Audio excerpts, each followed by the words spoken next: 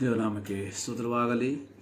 ಈ ಪರಿಶುದ್ಧ ದಿನದಲ್ಲಿ ಮತ್ತು ದಾವರ್ತಿ ದೇವರ ಸನ್ನಿಧಾನದಲ್ಲಿ ದೇವರನ್ನು ಸ್ತುತಿಸುವುದಕ್ಕೆ, ದೇವರನ್ನು ಆರಾಧಿಸುವುದಕ್ಕೆ, ದೇವರು ಮಾಡಿದ ಉಪಕಾರಗಳನ್ನು ನೆನೆಸುವುದಕ್ಕೆ, ದೇವರು ನಮ್ಮ ಜೀವಿತದಲ್ಲಿ ಕೊಟ್ಟಂಥ ಈ ಒಂದು ಸಂದರ್ಭಕ್ಕಾಗಿ ದೇವರಿಗೆ ಸ್ತೋತ್ರ ಮಾಡೋಣ. ಬನ್ನಿ, ಆರಾಧನೆಯೊಂದಿಗೆ ಇಂದಿನ ಆರಾಧನೆಯನ್ನು ಪ್ರಾರಂಭ ಮಾಡುವ, ಪ್ರಾರ್ಥನೆ ಮಾಡುವ. ಭೂಮಿ ಆಕಾಶವನ್ನು ಉಂಟು ಮಾಡಿರುವ ನಮ್ಮ ಪ್ರೀತಿಯ ತಂದೆಯಾದ ದೇವರೇ ಮತ್ತು ದಾವರ್ತಿ ನಿಮ್ಮ ಸನ್ನಿಧಾನಕ್ಕೆ ನಾವು ಸೇರಿ ಬರ್ತಾ ಇದ್ದೇವೆ. ಈ ವಾರದ ಮೊದಲನೇ ದಿನದಲ್ಲಿ ನಿಮ್ಮ ಮಕ್ಕಳಾದ ನಾವು ನಿಮ್ಮ ಸನ್ನಿಧಾನದಲ್ಲಿ ಮತ್ತು ದಾವರ್ತಿ ನಿಮ್ಮನ್ನು ಸ್ತುತಿಸುವಂತೆ, ಆರಾಧಿಸುವಂತೆ ನಮ್ಮ ಜೀವಿತದಲ್ಲಿ ಕೊಟ್ಟಂಥ ಅವಕಾಶಕ್ಕಾಗಿ ಸ್ತೋತ್ರ. ಇಂದಿನ ಆರಾಧನೆಯನ್ನು ಕರ್ತರೆ ನಿಮ್ಮ ಸನ್ನಿಧಾನಕ್ಕೆ ನಾವು ಸಮರ್ಪಿಸುತ್ತೇವೆ. ಪರಿಶುದ್ಧನಾದ ನಿಮ್ಮನ್ನು ಪವಿತ್ರತೆಯಲ್ಲಿ ಆರಾಧಿಸುವಂತೆ ನಮ್ಮನ್ನು ಯೋಗ್ಯರನ್ನಾಗಿ ಮಾರ್ಪಡಿಸು. ಕಳೆದ ಒಂದು ವಾರದಲ್ಲಿ ನಮ್ಮ ಜೀವಿತದಲ್ಲಿ ಬಂದಂಥ ಎಲ್ಲ ತಪ್ಪುಗಳನ್ನು, ಪಾಪಗಳನ್ನು ಮತ್ತು ದಾವರ್ತಿ ಅರಿಕೆ ಮಾಡ್ತಾ ಇದ್ದೇವೆ. ಇಸೋಪ್ ಗಿಡದ ಬರಲಿನಿಂದ ನೀರನ್ನು ಚಿಮುಕಿಸಿ ಎಂಬಂತೆ ನಮ್ಮ ಅಶುದ್ಧತ್ವವನ್ನು ತೊಳೆದು ಬಿಡು ಎಂಬುದಾಗಿ ದಾವೀದನು ಹಾಡಿದ ರೀತಿಯಲ್ಲಿ ಈ ಮುಂಜಾನೆಯಲ್ಲಿ ಯೇಸು ಕ್ರಿಸ್ತನ ರಕ್ತವು ಸಕಲ ಪಾಪವನ್ನು ಕರ್ತನೆ ನಿವಾರಣೆ ಮಾಡ್ತದೆ ಎಂಬುದಾಗಿ ಕರ್ತನೆ ನಿಮ್ಮ ವಾಕ್ಯದಲ್ಲಿ ನೋಡೋ ಪ್ರಕಾರ ಈ ಮುಂಜಾನೆಯಲ್ಲಿ ಮತ್ತು ದಾವರ್ತಿ ನಿಮ್ಮ ರಕ್ತದಿಂದ ನಮ್ಮನ್ನು ತೊಳೆದು ಶುದ್ಧಿಪಡಿಸಿ ಪವಿತ್ರನಾದ ನಿಮ್ಮನ್ನು ಪವಿತ್ರತೆಯಲ್ಲಿ ಆರಾಧಿಸುವಂತೆ ನಮ್ಮನ್ನು ಯೋಗ್ಯರನ್ನಾಗಿ ಮಾರ್ಪಡಿಸಿ ಎಂಬುದಾಗಿ ನಾವು ಪ್ರಾರ್ಥಿಸ್ತಾ ಇದ್ದೇವೆ. ಈ ಆರಾಧನೆಯ ಪ್ರಾರಂಭದಿಂದ ಅಂತ್ಯದವರೆಗೆ ನಿಮ್ಮ ಸಾನ್ನಿಧ್ಯವನ್ನು ಬೇಡ್ತಾ ಇದ್ದೇವೆ. ನಾವು ಆಡುವಂಥ ಹಾಡುಗಳು, ಧ್ಯಾನಿಸುವಂಥ ದೇವರ ವಾಕ್ಯ ಎಲ್ಲದರ ಮೂಲಕ ದೇವರ ನಾಮ ಮಹಿಮೆ ಹೊಂದಲಿ. ಈ ಸಂದರ್ಭದಲ್ಲಿ ನಮ್ಮ ದೇಶದ, ನಮ್ಮ ರಾಜ್ಯದ, ನಮ್ಮ ಪಟ್ಟಣದ ವಿವಿಧ ಸ್ಥಳಗಳಲ್ಲಿ ನಡೆಯುವಂಥ ಎಲ್ಲ ಪರಿಶುದ್ಧ ಆರಾಧನೆಗಳನ್ನು ನಿಮ್ಮ ಕರಗಳಿಗೆ ಒಪ್ಪಿಸಿಕೊಡ್ತಾ ಇದ್ದೇವೆ. ಇಂದಿನ ಆರಾಧನೆ ದೇವರ ನಾಮದ ಮಹಿಮೆಗೆ ಕಾರಣವಾಗಿ ಮಾರ್ಪಡಲಿ ಎಂಬುದಾಗಿ ನಾವು ಪ್ರಾರ್ಥಿಸ್ತಾ ಇದ್ದೇವೆ.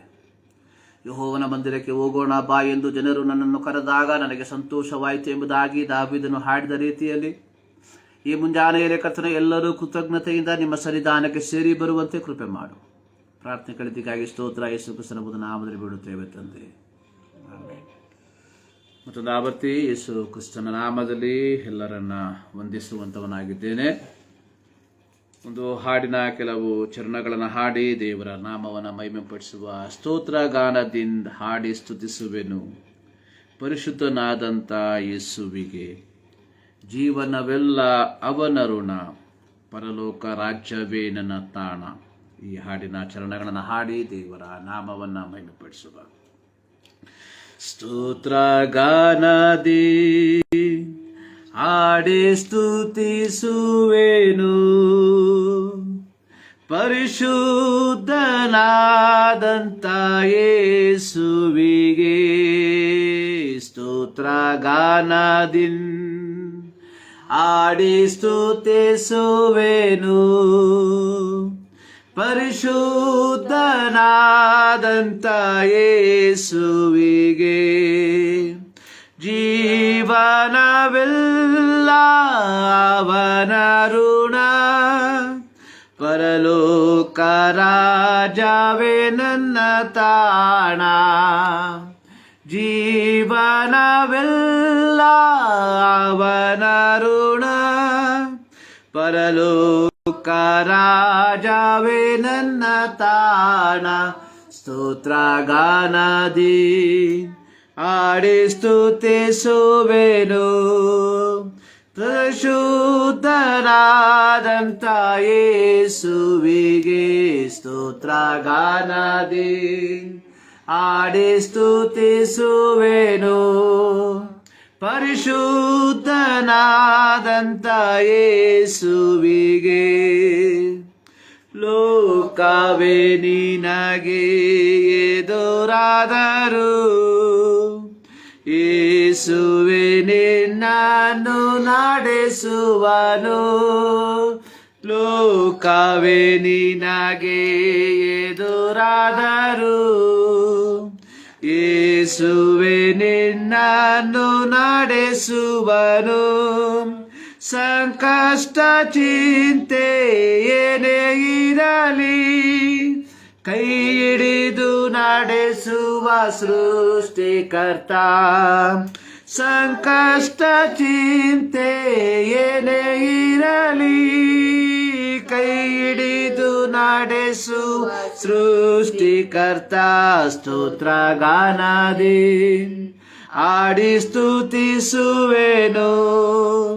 ಪರಿಶುದ್ಧನಾದಂತ ಯೇಸುವಿಗೆ ಸ್ತೋತ್ರ ಗಾನದಿ ಆಡಿ ಸ್ತುತಿಸುವೆನು. ಪರಿಶುದ್ಧನಾದಂತ ಯೇಸುವಿಗೆ. ಲೋಕವ ನೀನು ನಂಬದಿರು, ಅದರಿಂಚೆಯಂತೆ ಬಾಳದಿರು.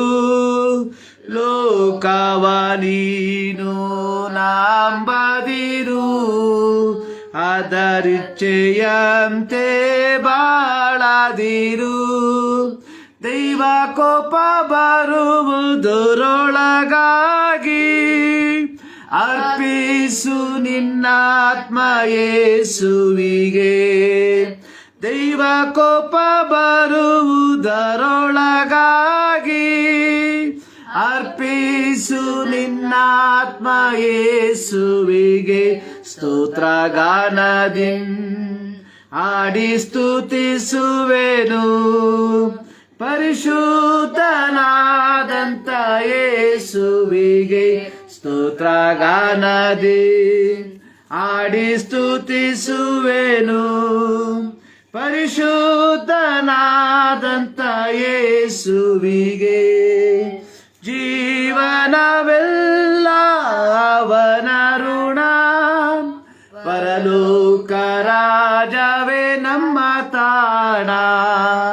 ಜೀವನವೆಲ್ಲ ಅವನ ಋಣ, ಪರಲೋಕ ರಾಜವೇ ನನ್ನ ತಾಣ. ಸ್ತೋತ್ರ ಗಾನದಿ ಆಡಿ ಸ್ತುತಿಸುವೆನು. ಪರಿಶುದ್ಧನಾದಂತ ಯೇಸುವಿಗೆ ಸ್ತೋತ್ರ ಗಾನದಿ ಆಡಿ ಸ್ತುತಿಸುವೆನು. ಪರಿಶುದ್ಧನಾದಂತ ಯೇಸುವಿಗೆ. ಹಲ್ಲೆಲೂಯ. ಸ್ತೋತ್ರ ಗಾನದಿಂದ ಆಡಿ ಸ್ತುತಿಸುವೆನು ಪರಿಶುದ್ಧನಾದ ಯೇಸುವಿಗೆ. ಜೀವನವೆಲ್ಲ ಅವನ ಋಣ.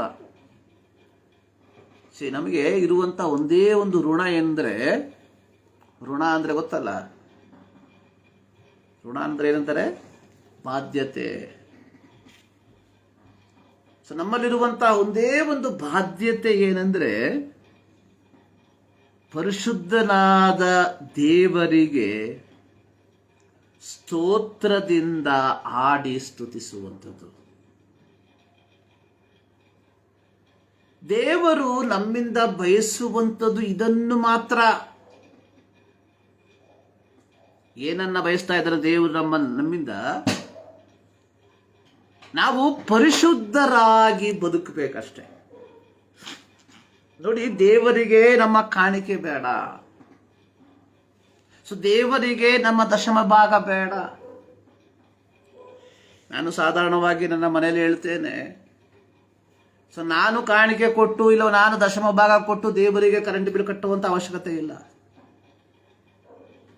ಅಥವಾ ನನ್ನ ಕಾಣಿಕೆ ಅಥವಾ ನನ್ನ ದಶಮ ಭಾಗವನ್ನ ತೆಗೆದುಕೊಂಡು ಯೇಸು ಸ್ವಾಮಿಗೆ ಬೆಳಗಿನ ಉಪಹಾರವನ್ನ ಸೇವಿಸುವಂತ ಅವಶ್ಯಕತೆ ಇಲ್ಲ. ದಾವೀದನು ತನ್ನ ಕೀರ್ತನೆಯಲ್ಲಿ ಬರೆದಿದ್ದಾನೆ, ಕಾಡಿನಲ್ಲಿರುವಂತ ಮೃಗಗಳು ಎಲ್ಲವೂ ನನ್ನದೇ. ಅಲ್ಲಿ ದೇವರು ಯೆಹೋವನು ದಾವೀದನಿಗೆ ಹೇಳುವಂತ ಮಾತು, ನನಗೆ ಹಸಿವೆ ಇದ್ರೆ ನಿಮಗೆ ಹೇಳ್ತೇನಾ? ಅಲ್ಲ. ನಮ್ಮ ಜೀವಿತದಲ್ಲಿರುವಂತ ಏಕೈಕ ಋಣ ಏನಾಗಿದೆ? ದೇವರನ್ನ ಸ್ತುತಿಸುವುದು, ದೇವರನ್ನು ಆರಾಧಿಸುವುದು, ದೇವರ ನಾಮವನ್ನು ಮಹಿಮೆಪಡಿಸುವುದು.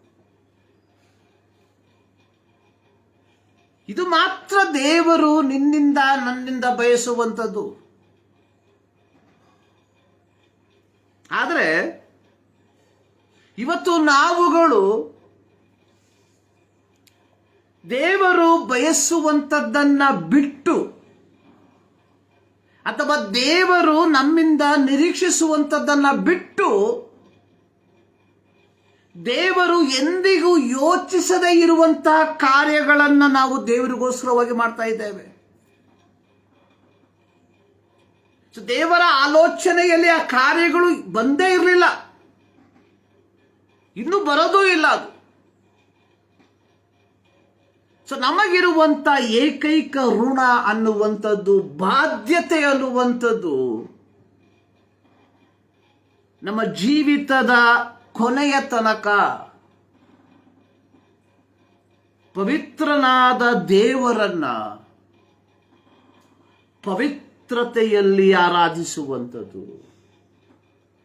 ಆರಾಧನೆ ಅನ್ನುವಂಥದ್ದು ಭಾನುವಾರದ ದಿನದಲ್ಲಿ 4 ಗೋಡೆಗಳ ಕಟ್ಟಡದಲ್ಲಿ ಕುಳಿತುಕೊಂಡು ಸ್ತೋತ್ರವನ್ನ ಹೇಳುವಂಥದ್ದಲ್ಲ.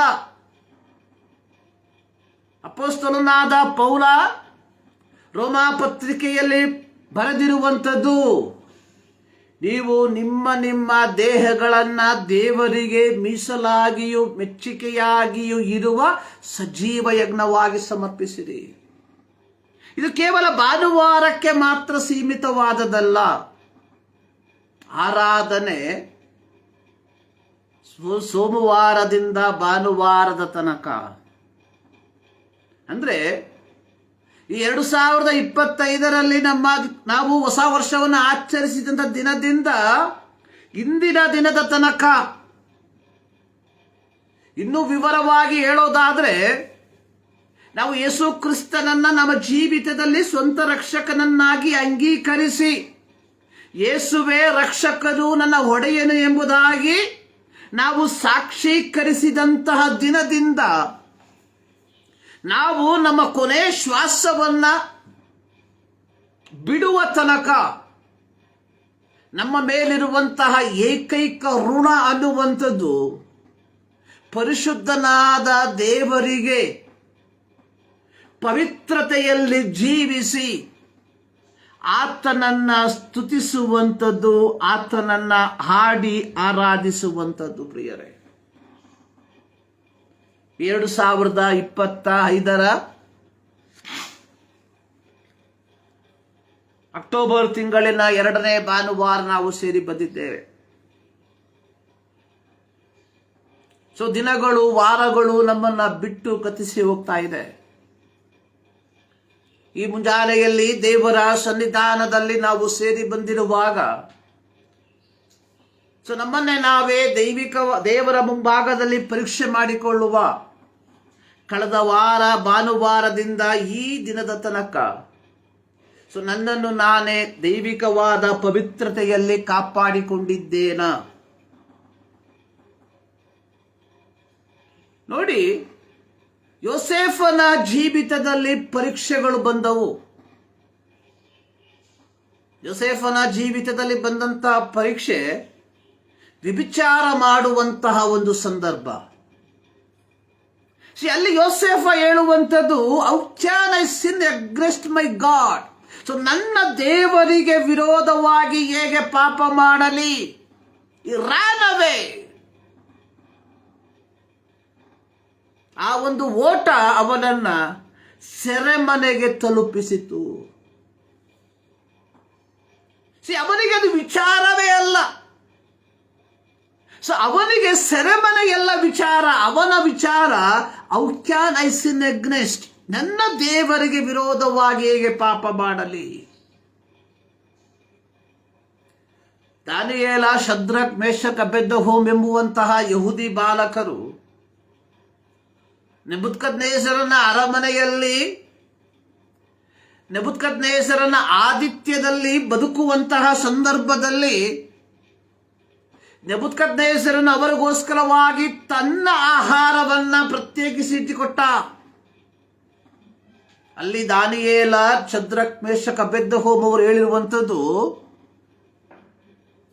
ನಮ್ಮನ್ನೇ ನಾವೇ ಅಶುದ್ಧಿಪಡಿಸಿಕೊಳ್ಳೋದಿಲ್ಲ. they took the decision. ಅವರು ತೀರ್ಮಾನವನ್ನು ತೆಗೆದುಕೊಂಡ್ರು.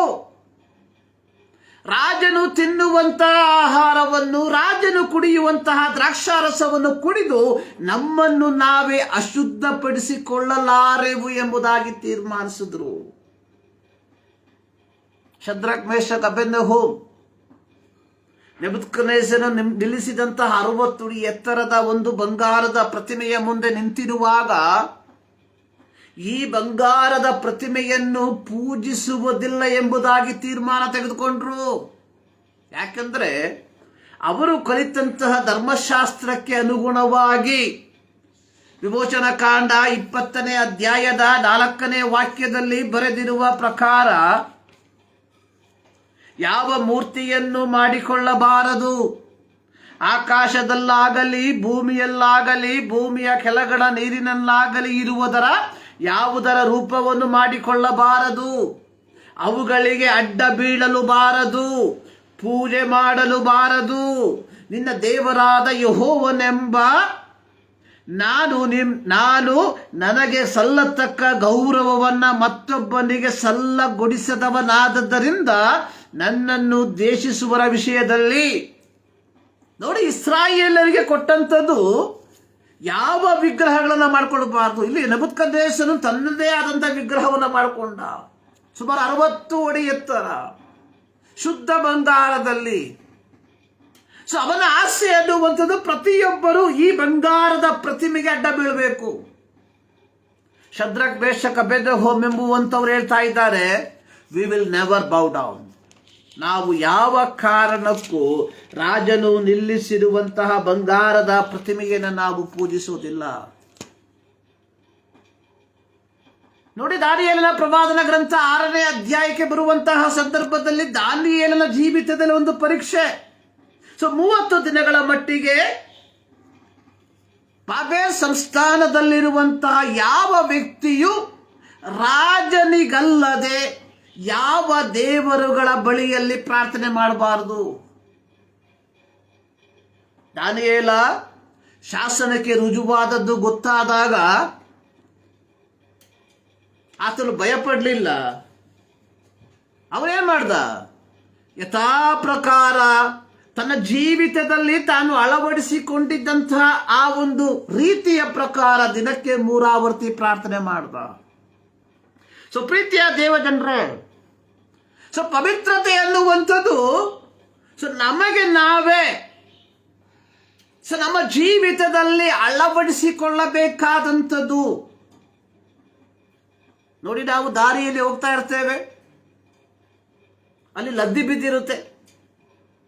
ಅದು ಮನುಷ್ಯದಾಗಿರ್ಬೋದು, ನಾಯಿದಾಗಿರ್ಬೋದು, ಹಸುದಾಗಿರ್ಬೋದು. ಸೊ ನಾವು ಅದನ್ನು ಹೋಗಿ ತುಳಿತೀವ? ಇಲ್ಲ, ನಾವು ಅದನ್ನೇನು ಮಾಡ್ತೇವೆ? ದಾಟಿ ಹೋಗ್ತೇವೆ. ಸೊ ಅನ್ನುವ ರೀತಿಯಲ್ಲಿ ಈ ಲೋಕ ಸೈತಾನನ ವಶದಲ್ಲಿ ಇರಲಾಗಿ ಪಾಪಗಳು ನಮ್ಮ ಸುತ್ತಮುತ್ತಲು ಇರುವಾಗ ಯೇಸು ಕ್ರಿಸ್ತನ ರಕ್ತದ ಮೂಲಕ ಪಾಪ ಕ್ಷಮಾಪಣೆಯನ್ನು ಪಡೆದುಕೊಂಡಿರುವ ನಾವುಗಳು ನಮ್ಮ ದೈನಂದಿನ ಜೀವಿತದಲ್ಲಿ ನಾವೇನ್ ಮಾಡಬೇಕು? ಇವುಗಳನ್ನು ದಾಟಿ ಹೋಗಬೇಕು. ಪರಿಶುದ್ಧನಾದ ದೇವರನ್ನ ಆರಾಧಿಸುವಂತಹ ನಾವುಗಳು ನಮ್ಮ ದೈನಂದಿನ ಜೀವಿತದಲ್ಲಿ ಪವಿತ್ರತೆಯಲ್ಲಿ ಕಾಪಾಡಿಕೊಳ್ಬೇಕು. ಅದು ನಮ್ಮ ನೋಟವಾಗಿರ್ಬೋದು, ನಮ್ಮ ಮಾತಾಗಿರ್ಬೋದು, ನಮ್ಮ ಯೋಚನೆಯಾಗಿರ್ಬೋದು, ನಮ್ಮ ಒಡನಾಟವಾಗಿರ್ಬೋದು, ಯಾವುದರಲ್ಲಿ ಆದ್ರೇನು. ಅತ್ಯಂತ ಸುಂದರವಾದಂತಹ ಅತ್ಯಂತ ಹಳೆಯದಾದಂತಹ ಒಂದು ಹಾಡು, ನಿನ್ನ ಕಣ್ಣಿನಿಂದ ಏನು ನೋಡುತ್ತಿ ಎಂಬ ಸಂಗತಿಗೆ ಲಕ್ಷ್ಯ ಕೊಡು ನೀ, ಸ್ವರ್ಗದಲ್ಲಿರುವ ಆತನು ನಿನ್ನ ನೋಡುವಾತನು ಎಂದು ಗಮನಿಸುತ್ತಾ ಲಕ್ಷ್ಯ ಕೊಡು ನೀ. ನಿನ್ನ ಕಿವಿಯಿಂದ ಏನು ಕೇಳುತ್ತಿ, ನಿನ್ನ ಬಾಯಿಯಿಂದ ಏನು ಹೇಳುತ್ತಿ, ನಿನ್ನ ಕಾಲಿನಿಂದ ಎಲ್ಲಿಗೆ ಹೋಗುತ್ತಿ, ನಿನ್ನ ಕೈಯಿಂದ ಏನು ಮಾಡುತ್ತಿ. ಅತ್ಯಂತ ಹಳೆಯ ಹಾಡು. ಅಂದ್ರೆ ನಮ್ಮನ್ನು ನೋಡುವಂತಹ ಒಬ್ಬ ದೇವರಿದ್ದಾನೆ. ಸೊ ಈ ಒಂದು ಮನಸ್ಥಿತಿಯಲ್ಲಿ ನಾವೇನು ಮಾಡಬೇಕು? ನಮ್ಮ ಬಾಳ್ವೆಯನ್ನ ನಡೆಸಬೇಕು. ಅತ್ಯಂತ ದುಃಖಕರವಾದಂತಹ, ಅತ್ಯಂತ ಖೇದಕರವಾದಂತಹ ಸಂಗತಿ ಎನ್ನುವಂಥದ್ದು ಇಂದು ಕ್ರೈಸ್ತರಿಗೆ ದೇವರಿದ್ದಾನೆ ಎಂಬ ಭಯ ಇಲ್ಲ. ಇಂದು ಕ್ರೈಸ್ತರಿಗೆ ದೇವರ ಜ್ಞಾಪಕ ಬರುವಂಥದ್ದು ಕೇವಲ ಭಾನುವಾರ. ಇನ್ನು ಕೆಲವು ಕ್ರೈಸ್ತರಿಗೆ ದೇವರ ಜ್ಞಾಪಕ ಬರುವಂಥದ್ದು ಈಸ್ಟರ್ ಮತ್ತು ಕ್ರಿಸ್ಮಸ್ ದಿನಗಳಲ್ಲಿ ಮಾತ್ರ.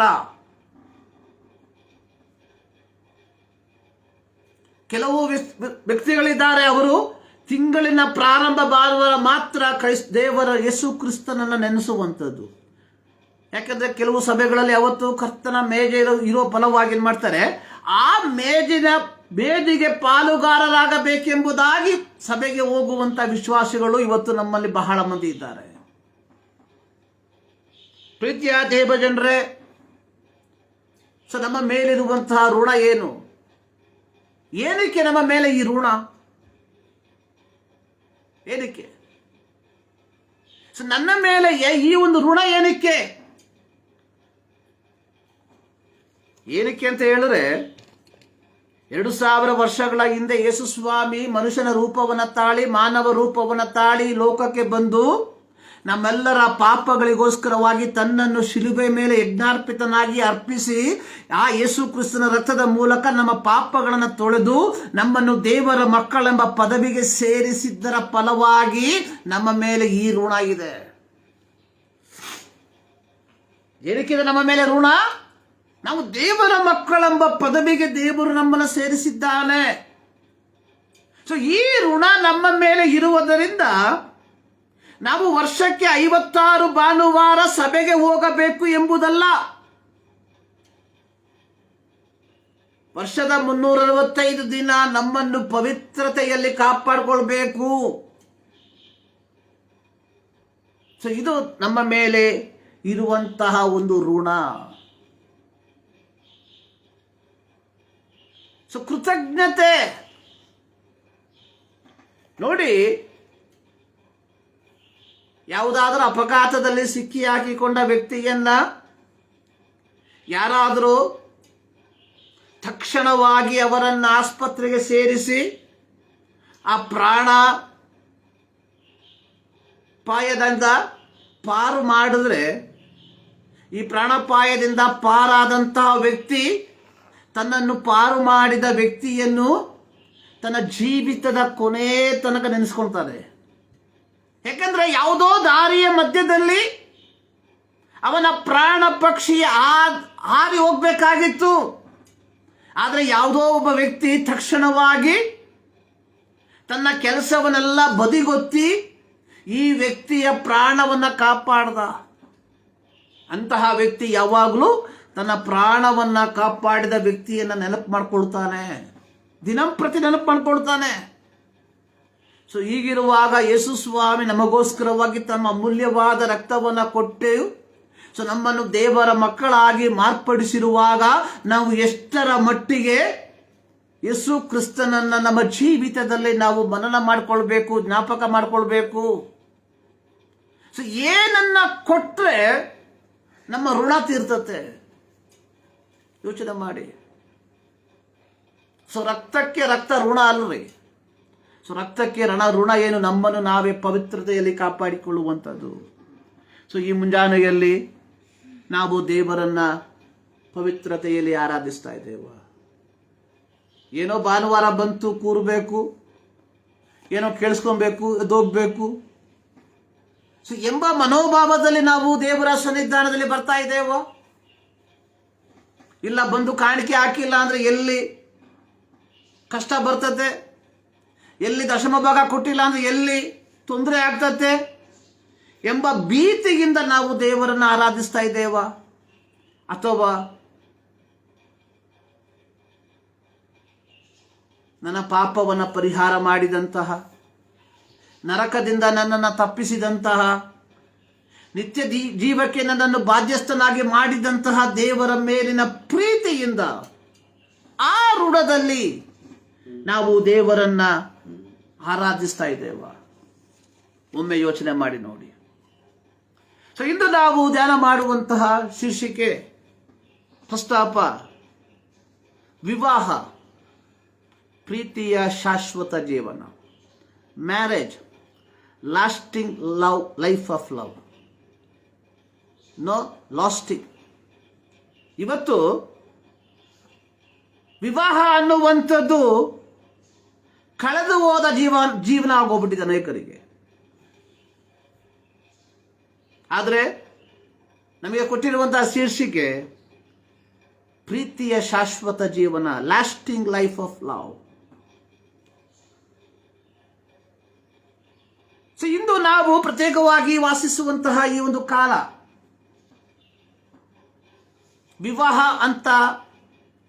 ವಿವಾಹ ಎಂಬ ಶಬ್ದವನ್ನು ಕೇಳಿದ್ರೆ ಅನೇಕ ಯುವಕ ಯುವತಿಯರು ಮೂಗು ಮುರಿಯುವಂತಹ ಒಂದು ಕಾಲದಲ್ಲಿ ಬಂದಿದ್ದೇವೆ. ಸೊ ಇವತ್ತಿನ ಒಂದು ಟ್ರೆಂಡ್ ಅಥವಾ ಈಗಿನ ಯುವಕ ಯುವತಿಯರು ಮಾತ್ರವಲ್ಲ, 60 ವಯಸ್ಸು 70 ವಯಸ್ಸಿರುವಂತಹ ವೃದ್ಧರು ಸಹ ಪ್ರತ್ಯೇಕವಾಗಿ ತಮ್ಮ ಮಡದಿಯರನ್ನ ತಮ್ಮ ಗಂಡಂದಿರನ್ನ ಕಳೆದುಕೊಂಡಿರುವಂಥ 2 ಕಡೆ, ಪುರುಷರು ಮಾತ್ರ ಅಲ್ಲ, ಈ ಒಂದು ಸ್ತ್ರೀಯರು ಸಹ ಒಂದು ಹೊಸ ಪ್ರವೃತ್ತಿಗೆ ಬಹಳವಾಗಿ ಆತ್ತುಕೊಂಡಿರುವುದನ್ನು ನೋಡ್ತೇವೆ. ಲಿವಿಂಗ್ ಟುಗೆದರ್, ಸಹಬಾಳ್ವೆ. ಅಂದರೆ ಮದುವೆ ಎಂಬ ಬಂಧದಿಂದ ಅಥವಾ ಮದುವೆ ಎಂಬ ಆ ಒಂದು ಬಂಧಕ್ಕೆ ಸಿಕ್ಕಿ ಹಾಕಿಕೊಳ್ಳದೆ ಒಟ್ಟಾಗಿ ವಾಸಿಸುವಂಥದ್ದು, ಒಂದೇ ಮನೆಯಲ್ಲಿ ವಾಸಿಸುವಂಥದ್ದು, ಒಂದೇ ಕೋಣೆಯಲ್ಲಿ ವಾಸಿಸುವಂಥದ್ದು. ಸೊ ಈ ಒಂದು ಪ್ರವೃತ್ತಿ ಇವತ್ತು ಲೋಕದಲ್ಲಿ ಎಲ್ಲ, ನಮ್ಮ ದೇಶದಲ್ಲಿ, ನಮ್ಮ ರಾಜ್ಯದಲ್ಲಿ, ಪ್ರತ್ಯೇಕವಾಗಿ ಪಟ್ಟಣಗಳಲ್ಲಿ ಅತಿ ಹೆಚ್ಚು ನಾವು ಕಾಣಸಿಕ್ಕುವಂಥದ್ದು. ಸೊ ಇಂದಿಗೆ 5-6 ವರ್ಷಗಳ ಹಿಂದೆ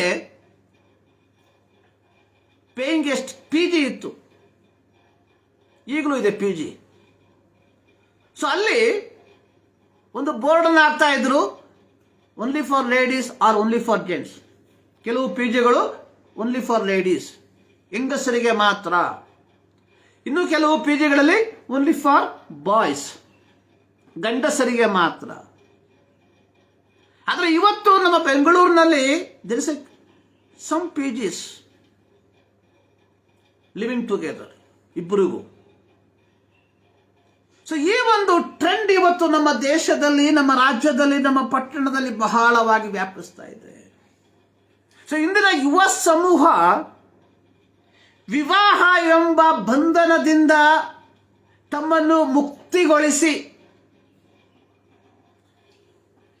ಕೆಲವು ತಿಂಗಳುಗಳ ಹಿಂದೆ ನಾನು ಒಂದು ಯೂಟ್ಯೂಬಲ್ಲಿ ಒಂದು ರೀಲ್ ನೋಡಿದೆ, ಫೇಸ್ಬುಕ್ಕಲ್ಲೂ ಯಾವುದ್ರಲ್ಲ ಒಂದು ರೀಲ್. ಸೊ ಅದರಲ್ಲಿ ಒಬ್ಬ ವ್ಯಕ್ತಿ ಅನೇಕ ಹೆಣ್ಣು ಮಕ್ಕಳಿಗೆ ಒಂದು ಪ್ರಶ್ನೆನ ಕೇಳ್ತಾ ಇದ್ದಾನೆ, what is your opinion about the marriage. So ಅದರಲ್ಲಿ ಪ್ರತಿಯೊಬ್ಬರು ಕುಟುಂಬ ವಿವಾಹ ಅನ್ನುವಂಥದ್ದನ್ನು ಬೇಡ ಎಂಬುದಾಗಿ ಹೇಳುವಂಥವರಾಗಿದ್ದಾರೆ. ಅನೇಕ ಅಭಿಪ್ರಾಯ, ವಿವಾಹ ಅನ್ನುವಂಥದ್ದು ಅವರ ಸ್ವಾತಂತ್ರ್ಯಕ್ಕೆ ಧಕ್ಕೆಯನ್ನು ತರುವಂಥದ್ದು. ವಿವಾಹ ಅನ್ನುವಂಥದ್ದು ಒಂದು ರೀತಿ ಬಂಧನ ಆಗ್ಬಿಟ್ಟಿದೆ. ಬೆಳಗ್ಗೆ ಎದ್ದೇಳಬೇಕು, ಅಡಿಗೆ ಮಾಡಬೇಕು, ಪಾತ್ರೆ ತೊಳಿಬೇಕು, ಮಕ್ಕಳನ್ನ ಓದಿಸ್ಬೇಕು, ಮಕ್ಕಳನ್ನ ಏರಬೇಕು, ಮಕ್ಕಳಿಗೆ ಹಾಲು ಕುಡಿಸ್ಬೇಕು, ಮಕ್ಕಳನ್ನ ತೊಳಿಬೇಕು.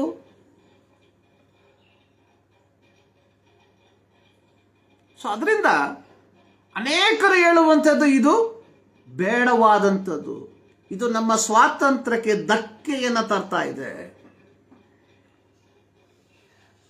So we cannot go where ever we want. So ನಮ್ಮ ಇಷ್ಟದ ಕಡೆಗೆ ನಮಗೆ ಹೋಗೋದಕ್ಕೆ ಸಾಧ್ಯವಿಲ್ಲ. ಸೊ ಈ ಒಂದು ಕಾಲಘಟ್ಟಗಳಲ್ಲಿ ನಾವು ಜೀವಿಸ್ತಾ ಇದ್ದೇವೆ. ಪ್ರಿಯರೇ, ನಾನು ಮಾತನಾಡುತ್ತಿರುವಂಥದ್ದು ಲೋಕದ ವಿಚಾರದಲ್ಲಿ ಅಲ್ಲ, ಕ್ರೈಸ್ತರೆಂಬುದಾಗಿ ಹೇಳಿಕೊಳ್ಳುವಂಥವರ ಮಧ್ಯದಲ್ಲಿ. ಲೋಕದವರ ಕುರಿತಾಗಿ ಮಾತನಾಡುವುದಕ್ಕೆ ನಮಗೆ ಅಧಿಕಾರವಿಲ್ಲ. ಸೊ ನಮಗಿರುವಂಥ ಅಧಿಕಾರ ದೇವರ ಮಕ್ಕಳ ಮಧ್ಯದಲ್ಲಿ ಮಾತಾಡೋದಕ್ಕೆ ಮಾತ್ರ. ಇವತ್ತು ಅನೇಕ ಸಭೆಗಳಲ್ಲಿ, ಪ್ರತ್ಯೇಕವಾಗಿ ಮೆಗಾ ಚರ್ಚ್ಗಳಲ್ಲಿ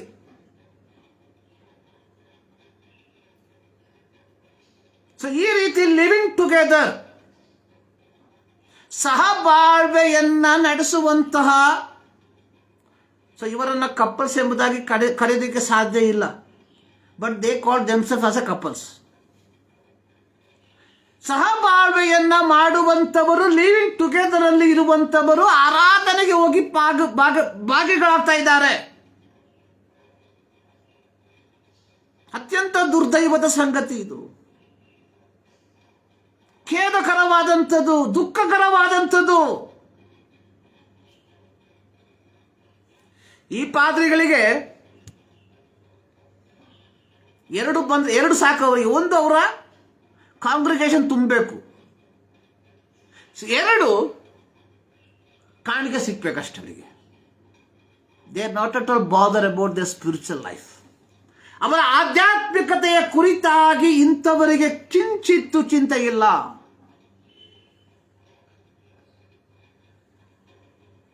ಪ್ರತ್ಯೇಕವಾಗಿ ಓದುವುದಕ್ಕೆ, ಕೆಲಸಕ್ಕೋಸ್ಕರವಾಗಿ ತಮ್ಮ ಊರುಗಳಿಂದ ಬಂದಂತಹ ಅನೇಕ ಯುವಕ ಯುವತಿಯರು, ಕ್ರೈಸ್ತರೆಂಬುದಾಗಿ ಕರೆಸಿಕೊಳ್ಳುವಂಥವರು, ತಮ್ಮ ಊರುಗಳಲ್ಲಿ ಆಧ್ಯಾತ್ಮಿಕತೆಯ ಉತ್ತುಂಗದಲ್ಲಿ ನಿಲ್ಲುವಂಥವರು, ಈ ಪಟ್ಟಣಕ್ಕೆ ಬರುವಂತಹ ಸಂದರ್ಭದಲ್ಲಿ ಇಂತಹ ನೀಚವಾದ ಕಾರ್ಯಗಳಲ್ಲಿ ತಮ್ಮನ್ನು ತೊಡಗಿಸಿಕೊಂಡಿದ್ದಾರೆ ಎಂಬುದಾಗಿ ಹೇಳುವುದಕ್ಕೆ ನಿಜವಾಗಲು ಅತ್ಯಂತ ವೇದನೆಯುಂಟು.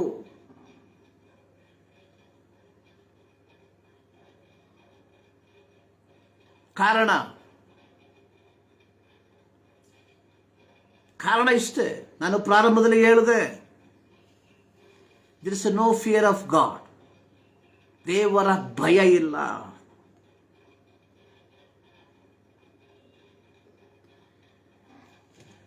ಏನು ಸತ್ಯವೇದ ಏನು ಹೇಳ್ತಾ ಇದೆ ವಿವಾಹದ ಕುರಿತಾಗಿ? ಅನೇಕ ಚಿಂತೆಗಳು ಇದಾವೆ. ಕೆಲವನ್ನ ಮಾತ್ರ ನಿಮ್ಮ ಮನೆಯಲ್ಲಿ ಹೇಳೋದಕ್ಕೆ ಬಯಸ್ತೇನೆ. ನೋಡಿ, ಆದಿಕಾಂಡ 1ನೇ ಅಧ್ಯಾಯದಲ್ಲಿ ನಾವು ನೋಡ್ತೇವೆ, ದೇವರು ಆದಿಯಲ್ಲಿ ಆಕಾಶವನ್ನ ಭೂಮಿಯನ್ನು ಉಂಟು ಮಾಡ್ದ. ಉಂಟಾಗಲಿ ಎಂಬುದಾಗಿ ಹೇಳಿದ. ಸೂರ್ಯ, ಚಂದ್ರ, ನಕ್ಷತ್ರ, ಗಿಡ ಮರಗಳನ್ನ, ಪಶು ಪಕ್ಷಿಗಳನ್ನ, ಕ್ರಿಮಿ ಕೀಟಗಳನ್ನ, ಜಲಚರಗಳನ್ನು ಎಲ್ಲವನ್ನ ದೇವರು ಉಂಟು ಮಾಡ್ದ. 6ನೇ ದಿನದಲ್ಲಿ ದೇವರು ಏನು ಮಾಡ್ದ? ತನ್ನ ಹೋಲಿಕೆಗೆ ಸರಿಯಾಗಿ ಮನುಷ್ಯನನ್ನ ಉಂಟು ಮಾಡೋಣ ಎಂಬುದಾಗಿ ತೀರ್ಮಾನಿಸಿ ಮಣ್ಣನ್ನು ತೆಗೆದುಕೊಂಡು ಒಂದು ರೂಪವನ್ನು ಮಾಡಿ, ಆ ರೂಪಕ್ಕೆ ಜೀವಶ್ವಾಸವನ್ನು ಊದಿ ಮನುಷ್ಯನನ್ನ ದೇವರು ಸೃಷ್ಟಿ ಮಾಡ್ದ. ಹೀಗೆ ದೇವರು ಎಲ್ಲವನ್ನ ಸೃಷ್ಟಿ ಮಾಡಿದ ನಂತರ ದೇವರು ಹೇಳ್ತಾ ಇದ್ದಾನೆ, ಆದಿಕಾಂಡ 2ನೇ ಅಧ್ಯಾಯ 18ನೇ ವಾಕ್ಯ, ಮನುಷ್ಯನು ಒಬ್ಬಂಟಿಗನಾಗಿರುವುದು ಒಳ್ಳೆಯದಲ್ಲ, ಅವನಿಗೆ ಸರಿ ಬೀಳುವಂತಹ ಒಂದು ಸಹಕಾರಿಯನ್ನ ಉಂಟು ಮಾಡ್ತೇನೆ.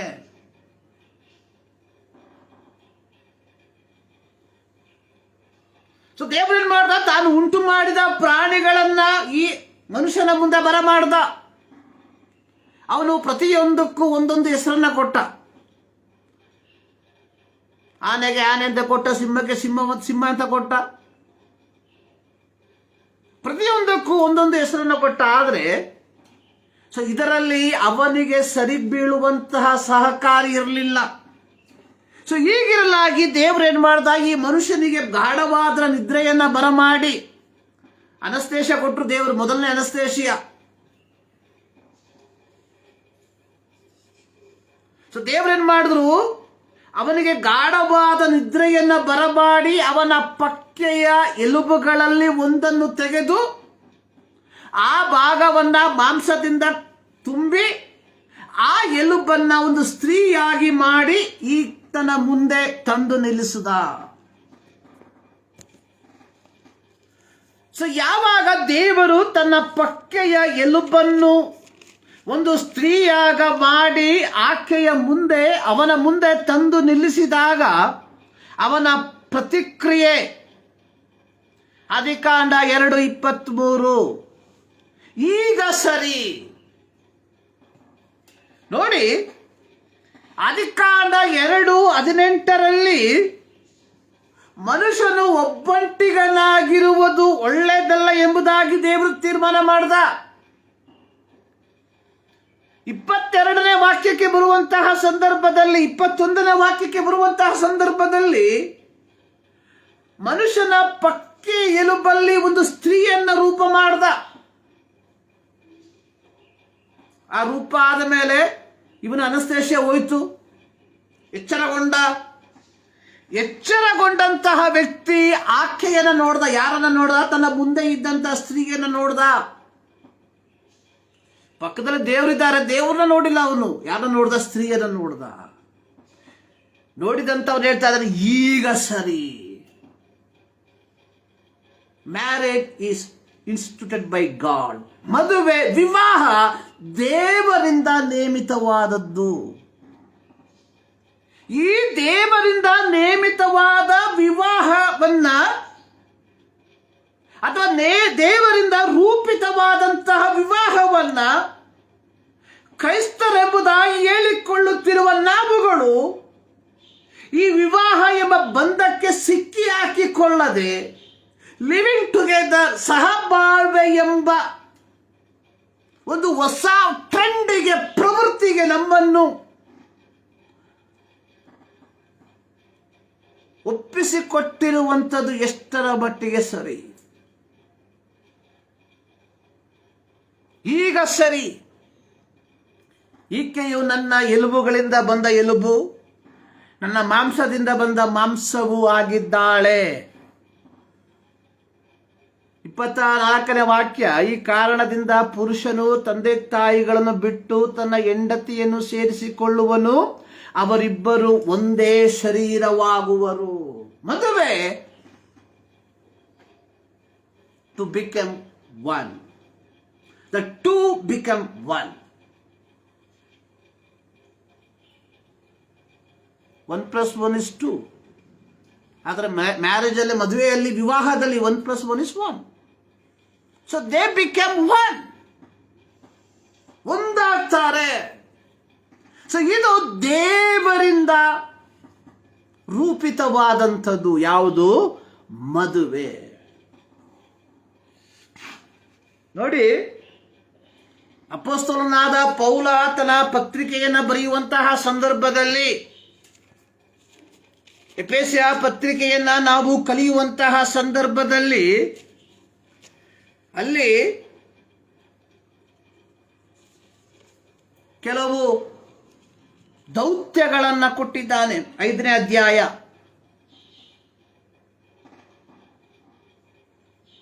ಅದರ 22ನೇ ವಾಕ್ಯ, ಸ್ತ್ರೀಯರೇ ನೀವು ಕರ್ತನಿಗೆ ಹೇಗೋ ಹಾಗೆಯೇ ನಿಮ್ಮ ಗಂಡಂದಿರಿಗೆ ಅಧೀನರಾಗಿರ್ರಿ. ಕ್ರಿಸ್ತನು ಸಭೆಗೆ ತಲೆಯಾಗಿರುವ ಪ್ರಕಾರವೇ ಗಂಡನು ಹೆಂಡತಿಗೆ ತಲೆಯಾಗಿದ್ದಾನೆ. ಪುರುಷರೇ, ಕ್ರಿಸ್ತನು ಸಭೆಯನ್ನು ಪ್ರೀತಿಸಿದ ಪ್ರಕಾರವೇ ನಿಮ್ಮ ಹೆಂಡತಿಯರನ್ನು ಪ್ರೀತಿಸಿರಿ. ಅದೇ ತರ ಸ್ತ್ರೀಯರಿಗೂ ಹೇಳಿರುವಂಥದ್ದು, ನಿಮ್ಮ ಗಂಡಂದಿರಿಗೆ ಅಧೀನರಾಗಿರ್ರಿ.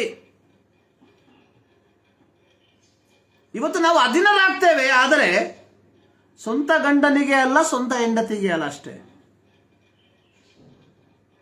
ಇವತ್ತು ನಾವು ಮಾತು ಕೇಳ್ತೀವಿ, ಅದು ಸ್ವಂತ ಹೆಂಡತಿ ಮಾತು ಕೇಳಲ್ಲ, ಸ್ವಂತ ಗಂಡನ ಮಾತು ಕೇಳಲ್ಲ. ಯಾರದೋ ಹೆಂಡತಿಯ ಮಾತು ಕೇಳ್ತೇವೆ, ಯಾರದೋ ಗಂಡನ ಮಾತು ಕೇಳ್ತೇವೆ. So they become one. So ಅವರು ಒಂದಾಗ್ತಾರೆ. ಸೊ ಹೀಗೆ ಒಂದಾಗುವಂತಹ ಸಂದರ್ಭದಲ್ಲಿ so there is some responsibility. ನೋಡಿ, ಒಂದು ಹೇಳ್ತಾನೆ, ಇದು ನಿಮ್ಮ ಸಮಯ, ನಿಮ್ಮ ಹಣದ ಲಾಭಕ್ಕೋಸ್ಕರ. ಏನಂದ್ರೆ, ಸೊ ಇದರಲ್ಲಿ ಬರೆದಿರುವ ಪ್ರಕಾರ ನಿಮಗೆ ಬದುಕಕ್ಕೆ ಇಷ್ಟ ಇದ್ರೆ ಮಾತ್ರ ಕ್ರೈಸ್ತರಾಗ್ರಿ, ಇಲ್ಲಾಂದ್ರೆ ಬಿಟ್ಬಿಟ್ಟು ಹೋಗ್ಬಿಡಿ. ಯಾಕೆಂದ್ರೆ ಸೊ ಇದರ ಪ್ರಕಾರವಾಗಿ ನಮಗೆ ಬದುಕೋದಕ್ಕೆ ಮನಸ್ಸಿಲ್ಲ ಅಂದ್ರೆ ಮೇಲಕ್ಕಂತೂ ನಾವು ಹೋಗಲ್ಲ. ದುರ್ಬಿನ್ ಹಾಕಿದ್ರೆ ಮೇಲಕ್ಕೆ ಹೋಗಲ್ಲ. ಮತ್ತೆ ಯಾಕೆ ಸುಮ್ಮನೆ ಭಾನುವಾರ ಬಂದ್ಬಿಟ್ಟು 2-3 ತಾಸು ಚತಲ ಕೂರ್ತೀರಾ? ಏನಕ್ಕೆ ಕಾಣಿಕೆ ಹಾಕ್ತೀರಾ? ಏನಕ್ಕೆ ದಶಮ ಭಾಗ ಕೊಡ್ತೀರಾ? Waste, totally waste.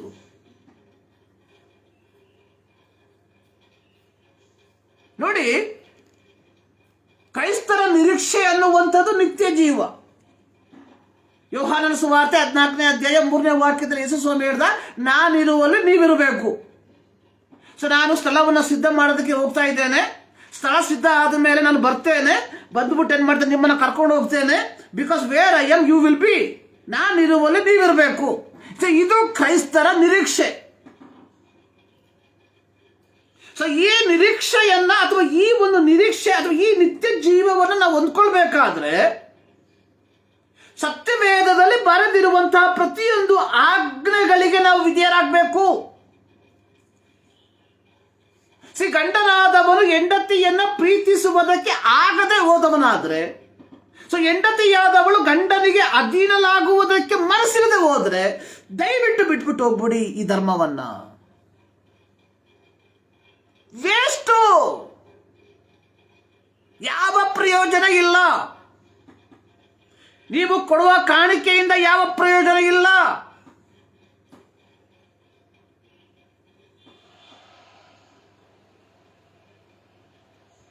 ಹುಟ್ಬಿಟ್ವಿ, ಏನು ಹುಟ್ಟಿದೇನು? ಯಾರೂ ಕ್ರೈಸ್ತರಾಗಿ ಹುಟ್ಟಿಲ್ಲ. ಸೊ ನಾವೆಲ್ಲರೂ ಮನುಷ್ಯರಾಗಿ ಹುಟ್ಟಿದ್ದೇವೆ ಅಷ್ಟೇ. ಸೊ ನಮ್ಮ ಅಪ್ಪ ಕ್ರೈಸ್ತ, ನಮ್ಮಮ್ಮ ಕ್ರೈಸ್ತ, ನಾನು ಕ್ರೈಸ್ತ ಅಲ್ಲ.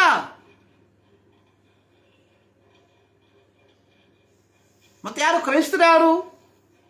ಕ್ರಿಸ್ತನ ಬೋಧನೆಗೆ ಅನುಗುಣವಾಗಿ ತಮ್ಮ ಜೀವಿತವನ್ನ ಜೀವಿಸುವಂತವರು.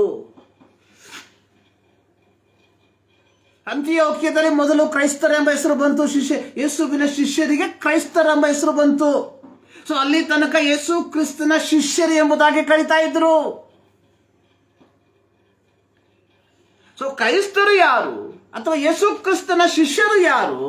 ಯೇಸು ಕ್ರಿಸ್ತನ ಬೋಧನೆಗೆ ಅನುಗುಣವಾಗಿ ಜೀವಿಸುವಂತವರು.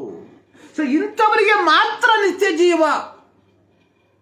ಯೋಹಾನ 3:16 god so love the world. ದೇವರು ಲೋಕದ ಮೇಲೆ ಎಷ್ಟೋ ಪ್ರೀತಿಯನ್ನಿಟ್ಟು ತನ್ನ ಒಬ್ಬನೇ ಮಗನನ್ನ ಕಳುಹಿಸಿಕೊಟ್ಟ. ಆತನನ್ನು ನಂಬುವ ಒಬ್ಬರಾದರೂ ನಾಶವಾಗದೆ ಎಲ್ಲರೂ ನಿತ್ಯ ಜೀವವನ್ನ ಪಡಿಬೇಕು. ಸೊ ನಮಗೆ ನಿತ್ಯ ಜೀವ ಹೊಂದ್ಕೊಳ್ಬೇಕಾದ್ರೆ ನಾನು ಯೇಸು ಸ್ವಾಮಿಯನ್ನು ನಂಬಬೇಕು. ಯೇಸು ಸ್ವಾಮಿಯನ್ನು ನಂಬೋದಂದ್ರೆ ಯೇಸು ಸ್ವಾಮಿಯ ಬೋಧನೆಗೆ ಅನುಗುಣವಾಗಿ ಜೀವಿಸುವಂಥದ್ದು. ಯೇಸು ಸ್ವಾಮಿ ಹೇಳ್ತಾ ಇದ್ದಾನೆ, ಇಫ್ ಯು ಲವ್ ಮೀ, ನೀವು ನನ್ನನ್ನು ಪ್ರೀತಿಸುವುದಾದ್ರೆ ನನ್ನ ಆಜ್ಞೆಗಳನ್ನ ಕೈಕೊಂಡು ನಡೀತೀರಾ. ಇದು ಆಜ್ಞೆ. ಏನಾಜ್ಞೆ? ಗಂಡಂದಿರೇ ನಿಮ್ಮ ಹೆಂಡತಿಯರನ್ನ ಪ್ರೀತಿಸಿರಿ, ಹೆಂಡಂತಿರೇ ನಿಮ್ಮ ಗಂಡಂದಿರಿಗೆ ಅಧೀನರಾಗಿರ್ರಿ. ಸೊ ಇದು ನಮ್ಮಿಂದ ಸಾಧ್ಯವಿಲ್ಲದೆ ಹೋದ್ರೆ it is better to leave this religion. Better to leave. So ಇದರಿಂದ 2 ಲಾಭ. ಒಂದು, ನಿಮ್ಮ ದುಡ್ಡು ಲಾಭ. 2, ನಿಮ್ಮ ಸಮಯ ಲಾಭ. So use it for yourself. So ನಿಮಗೋಸ್ಕರವಾಗಿ ಅದನ್ನು ಉಪಯೋಗ ಮಾಡ್ಕೊಳ್ಳಿ. ಸೊ ಕೇವಲ ಇಲ್ಲಿ ಬಂದು ಕೂರೋದ್ರಿಂದ ಹೆಂಗಿದ್ರೆ ನೀವು ಮೇಲಕ್ಕಂತೂ ಹೋಗಲ್ಲ. So think about that. So ನೋಡಿ, ಈಗ ಸರಿ. ಯಾವಾಗ ಸರಿ? ಯಾವಾಗ ಯೆಹೋವ ದೇವರು ಆದಾಮನ ಪಕ್ಕೆ ಎಲುಬನ್ನು ತೆಗೆದು ಒಂದು ಸ್ತ್ರೀಯನ್ನ ಮಾಡಿ ಅವನ ಮುಂದೆ ತಂದು ನಿಲ್ಲಿಸಿದಾಗ ಅಲ್ಲಿ ಹೇಳ್ತಾ ಇದ್ದಾನೆ, ಈಗ ಸರಿ, ಈಕೆ ನನ್ನ ಎಲುಬುಗಳಿಂದ ಬಂದ ಎಲುಬು, ನನ್ನ ಮಾಂಸದಿಂದ ಬಂದ ಮಾಂಸವು. So they became one. So ವಿವಾಹ ಅನ್ನುವಂಥದ್ದು 2 ವ್ಯಕ್ತಿತ್ವಗಳನ್ನು ಒಂದು ಮಾಡುವಂಥದ್ದಾಗಿದೆ. ಆದರೆ ಇವತ್ತಿನ ಹೊಸ ಜನರೇಷನ್ ಈ ದೈವಿಕವಾದಂತಹ ಕಾರ್ಯವನ್ನು ವಿಸಮ್ಮತಿಸುವಂಥದ್ದು ನಿಜವಾಗಲೂ ಅತ್ಯಂತ ಖೇದಕರವಾದಂಥದ್ದಾಗಿದೆ.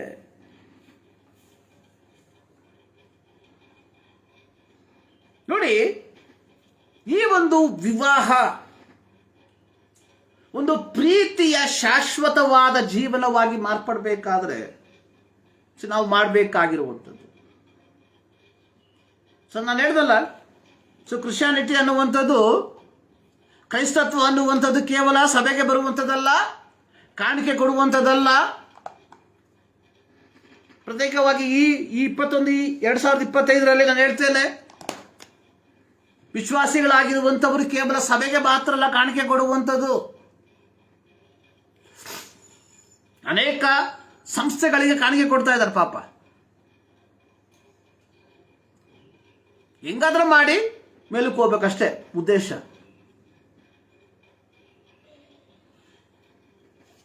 ಅನೇಕರು ಹೇಳ್ತಾರೆ, ದೇವರ ಸೇವೆಗೆ ಭಾಗಿಗಳಾಗಿ ದುಡ್ಡು ಕೊಟ್ಬಿಟ್ರೆ ನೀವು you are the part of the ministry.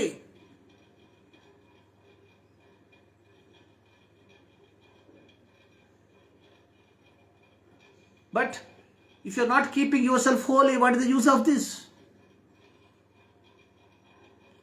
ಮತ್ತಾಯನ ಸುವಾರ್ತೆ 7ನೇ ಅಧ್ಯಾಯದಲ್ಲಿ ಯೇಸು ಸ್ವಾಮಿ ಹೇಳ್ತಾ ಇದ್ದಾನೆ, 22ರಿಂದ ಕೆಳಗಿನ ವಾಕ್ಯ, ನನ್ನನ್ನು ಸ್ವಾಮಿ ಸ್ವಾಮಿ ಎನ್ನುವವರೆಲ್ಲರೂ ಪರಲೋಕ ರಾಜ್ಯಕ್ಕೆ ಸೇರೋದಿಲ್ಲ, ಪರಲೋಕದಲ್ಲಿರುವ ನನ್ನ ತಂದೆಯ ಚಿತ್ತದಂತೆ ನಡೆಯುವವನೇ.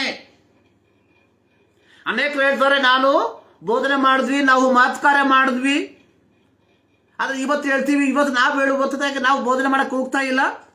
ಇವತ್ತು ನಾವು ಹೇಳುವಂಥದ್ದು, ನಾವು ಸತ್ಯವೇದವನ್ನು ಪ್ರಿಂಟ್ ಮಾಡೋದಕ್ಕೆ ದುಡ್ಡು ಕೊಟ್ಟಿವಿ, ನಾವು ಸುವಾರ್ತೆಯನ್ನು ರೇಡಿಯೋ ಮೂಲಕವಾಗಿ ಸಾರೋದಕ್ಕೆ ದುಡ್ಡು ಕೊಟ್ವಿ, ನಾವು ಸಭಾ ಕಟ್ಟಡವನ್ನು ಕಟ್ಟೋದಕ್ಕೆ ದುಡ್ಡು ಕೊಟ್ವಿ, ಇಷ್ಟೆಲ್ಲ ನಾವು ಮಾಡ್ತೀವಿ ಸ್ವಾಮಿ.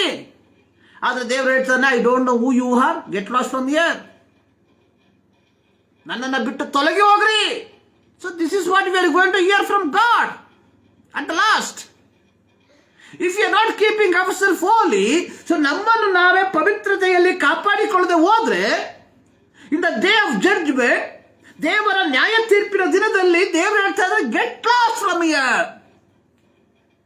I don't know who you are. ಯಾಕೆಂದ್ರೆ ನಿತ್ಯ ಜೀವವನ್ನು ನಾವು ಪಡ್ಕೊಳ್ಬೇಕಾದ್ರೆ ವಿ ಶುಡ್ ಒಬೇ. ನಾವೇನ್ ಮಾಡಬೇಕು? ಒಬೇ ಮಾಡಬೇಕು. ವಾರಕ್ಕೆ 3 ದಿನ ಉಪವಾಸ ಮಾಡಿಕೊಂಡು, ವರ್ಷಕ್ಕೆ 41 ಉಪವಾಸ ಮಾಡಿಕೊಂಡು, ಗಂಡನಿಗೆ ಸಲ್ಲತಕ್ಕ ಗೌರವವನ್ನು ಸಲ್ಲಿಸದೆ ಹೋದ್ರೆ you are good for nothing.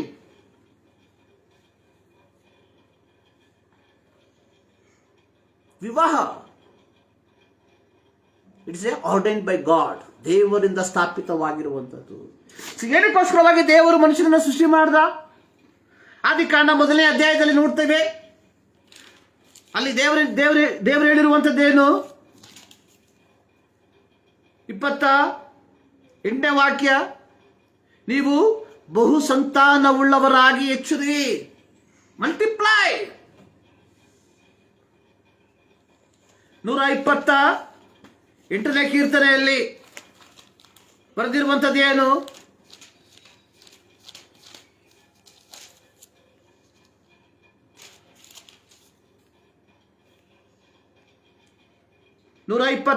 ಕೀರ್ತನೆಯಲ್ಲಿ ಬರೆದಿರುವಂಥದ್ದೇನು?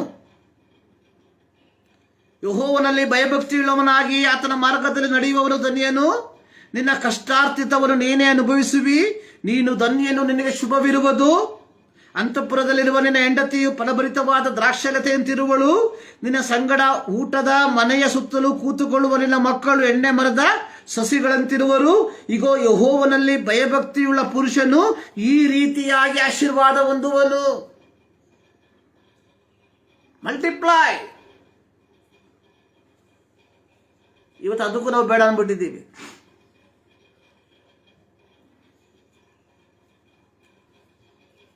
ವಿವಾಹ ಬೇಡ, ಸಂತಾನ ಬೇಡ. ಯಾಕೆಂದ್ರೆ ಇವೆಲ್ಲವೂ ನಮ್ಮ ಸ್ವಾತಂತ್ರ್ಯಕ್ಕೆ ಅಡ್ಡಿ ತರುವಂಥದ್ದು. ಆದರೆ ಈ ಆಜ್ಞೆ ಇಲ್ಲದವರು ಇದನ್ನು ಮಾಡ್ತಾ ಇಲ್ಲ. ಈ ಆಜ್ಞೆಯನ್ನ ಹೊಂದಿಕೊಂಡಿರುವಂತಹ ನಾವುಗಳು, ಕ್ರೈಸ್ತರೆಂಬುದಾಗಿ ಹೇಳಿಕೊಳ್ಳುವಂತಹ ನಾವುಗಳು, ಲಿವಿಂಗ್ ಟುಗೆದರ್, ಒಳ್ಳೆಯದು.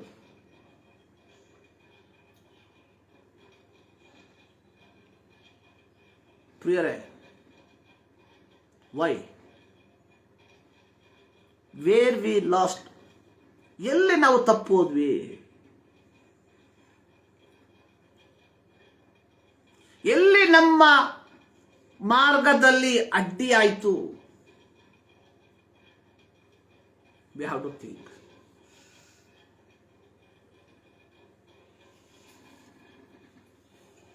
ನೋಡಿ,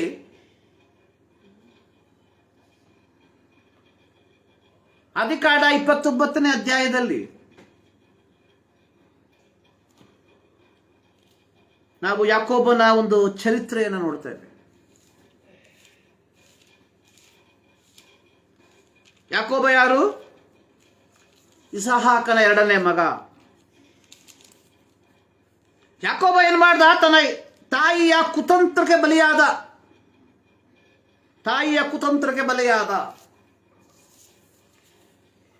ಇಸಾಹಾಕ ಏನ್ ಮಾಡ್ದ? ಎಸಾವನ್ನ ಪ್ರೀತಿ ಮಾಡ್ತಾ ಇದ್ದ. ಆದರೆ ರೆಬೆಕ್ಕಳು ಏನ್ ಮಾಡ್ತಾ ಇದ್ಲು? ಯಾಕೋಬರನ್ನ ಪ್ರೀತಿ ಮಾಡ್ತಾ ಇದ್ಲು.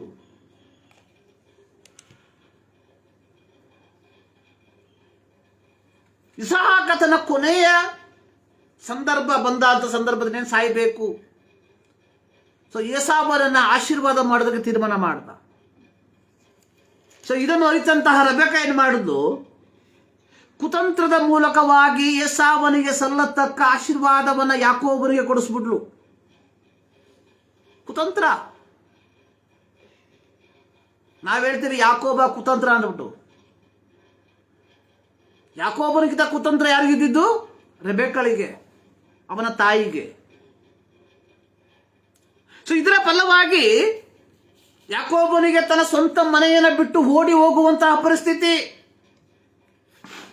ಏಸಾವ ಹೇಳ್ದ, ನಮ್ಮ ಅಪ್ಪನ ಕಣ್ಣು ಮುಚ್ಚಲಿ, the next day I will kill that fellow.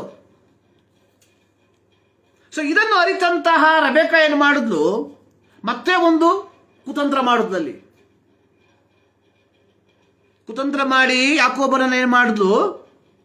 ಪದ್ದನ್ ಅರಾಮ್ಗೆ ಕಳಿಸ್ಬಿಟ್ಲು, ತನ್ನ ತಂದೆಯ ಮನೆಗೆ ಕಳಿಸ್ಕೊಟ್ಲು. ಸೊ ಹೀಗೆ ಯಾಕೋಬ ಏನು ಮಾಡ್ದ? ಏಸಾವನಿಗೆ ಭಯಪಟ್ಟು ಓಡೋಗ್ತಾ ಇದ್ದಾನೆ. ಲಾಸ್ಟಿಗೆ ಅವನು ಎಲ್ಲಿಗೆ ಬಂದ?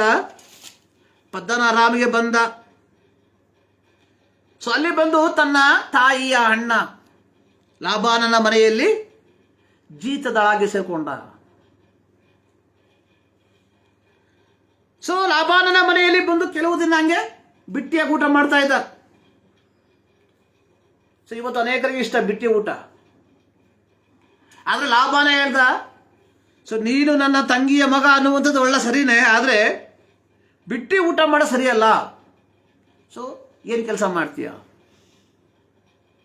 ಯಾಕೋಬ ಏನು ಮಾಡ್ದ? ಯಾಕೋಬ ಹೇಳ್ದ,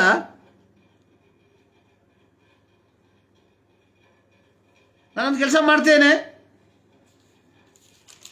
ಸೊ ನನಗೆ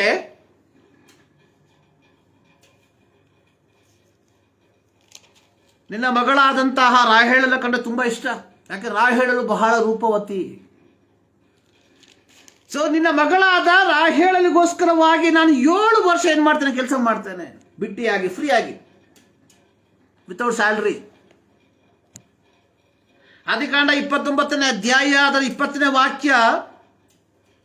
ಯಾಕೋಬನು ರಾಹೇಳಲಿಗೋಸ್ಕರ 7 ವರ್ಷ ಸೇವೆ ಮಾಡಿದನು. 7 ವರ್ಷ. ಯೋಚನೆ ಮಾಡಿ, 7 ವಾರ ಅಲ್ಲ, 7 ದಿವಸ ಅಲ್ಲ, 7 ತಿಂಗಳಲ್ಲ, 7 ವರ್ಷ. ಆದ್ರೆ ಇಲ್ಲಿ ಬರೆಯಲ್ಪಟ್ಟಿರುವಂಥದ್ದು ಒಂದು ಪ್ರತ್ಯೇಕವಾದಂತಹ ಒಂದು ಪದ.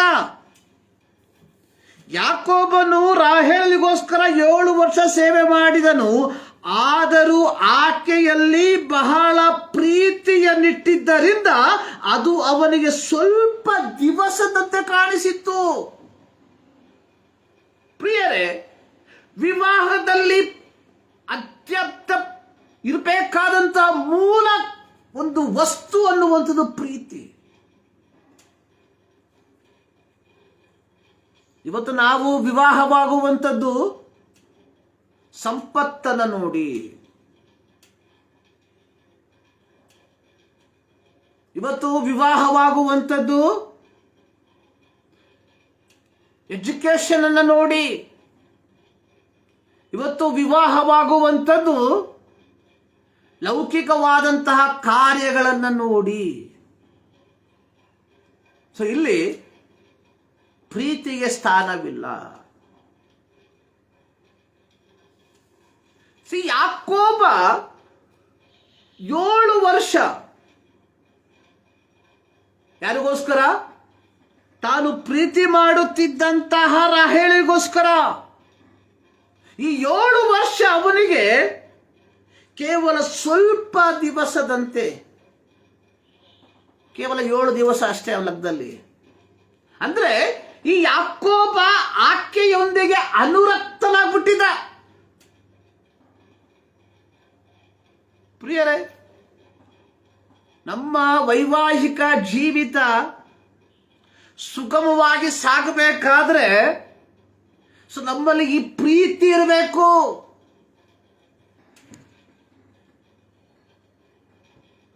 ನಮ್ಮಲ್ಲಿ ಆ ಪ್ರೀತಿ ಇದೆಯಾ?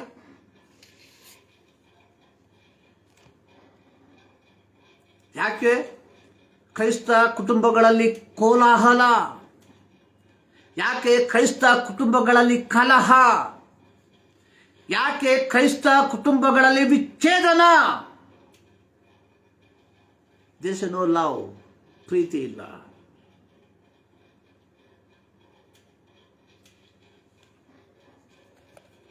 ಇವತ್ತು ಅನೇಕ ಹೆಣ್ಣು ಮಕ್ಕಳಿಗೆ ಗಂಡ ಅನ್ನುವಂಥದ್ದು ಕೇವಲ ವಸ್ತು ಮಾತ್ರ. ಅನೇಕ ಗಂಡಸರಿಗೆ ಹೆಂಡತಿ ಅನ್ನುವಂಥದ್ದು ಕೇವಲ ATM ಮಾತ್ರ. There is no true love, ಯಥಾರ್ಥವಾದ ಪ್ರೀತಿ ಇಲ್ಲ. ಪ್ರೀತಿಯ ಕುರಿತಾಗಿ ಯಾಕೋಬ ಪೌಲ ಕೊರಿಂಥ ಪತ್ರಿಕೆಯಲ್ಲಿ ಬರೆದಿರುವಂಥದ್ದು 1 ಕೊರಿಂಥ 13ನೇ ಅಧ್ಯಾಯ. ಪ್ರೀತಿ ತಾಳ್ಮೆಯುಳ್ಳದು,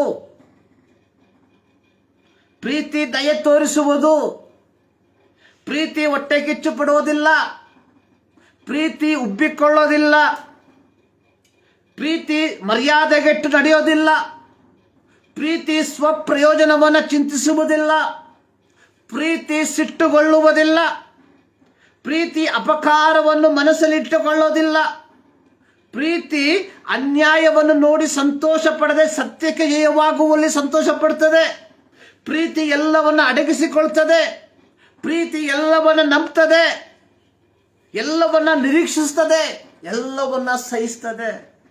ಅಂದ್ರೆ ನಮ್ಮ ಕುಟುಂಬ ಜೀವಿತ ಒಂದು ಜಯಕರವಾಗಿ ಹೋಗ್ಬೇಕಾದ್ರೆ ಇವೆಲ್ಲ ನಮ್ಮಲ್ಲಿರಬೇಕು. ಏನಿರಬೇಕು? ತಾಳ್ಮೆ ಇರಬೇಕು, ದಯೆ ಇರಬೇಕು, ಹೊಟ್ಟೆ ಕಿಚ್ಚಿರಬಾರ್ದು. ಇವತ್ತು ಹೊಟ್ಟೆ ಕಿಚ್ಚು.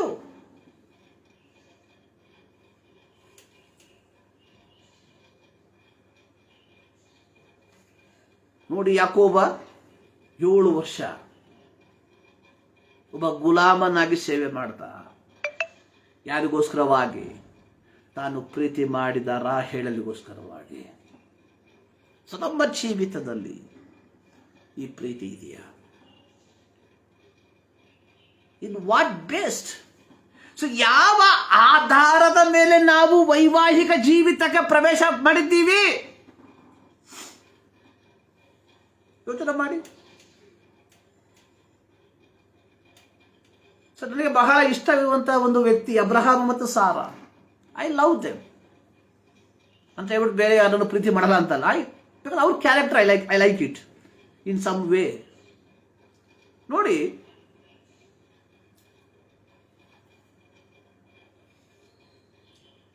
ಅಬ್ರಹಾಮನಿಗೆ 99 ವಯಸ್ಸು, ಸಾರಾಳಿಗೆ 90 ವಯಸ್ಸು, 89 ವಯಸ್ಸು.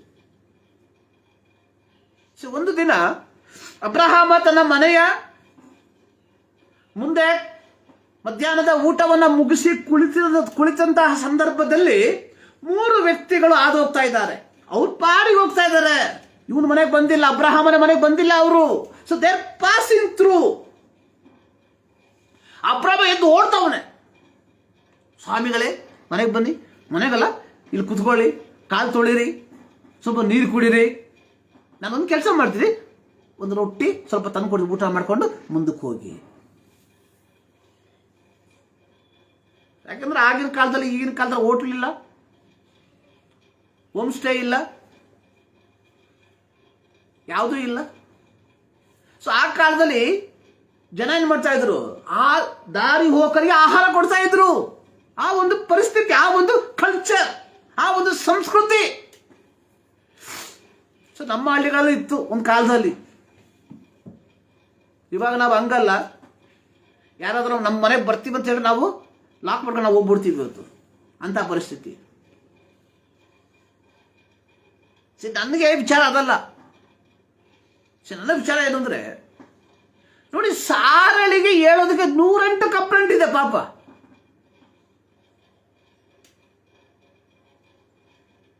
ಈಗಿನ ಭಾಷೆಯಲ್ಲಿ ಹೇಳಿದ್ರೆ ಒಂದು ಮಗನ ಕೊಡಕ್ಕೆ ಯೋಗ್ಯತೆ ಇಲ್ಲ ಅವನು.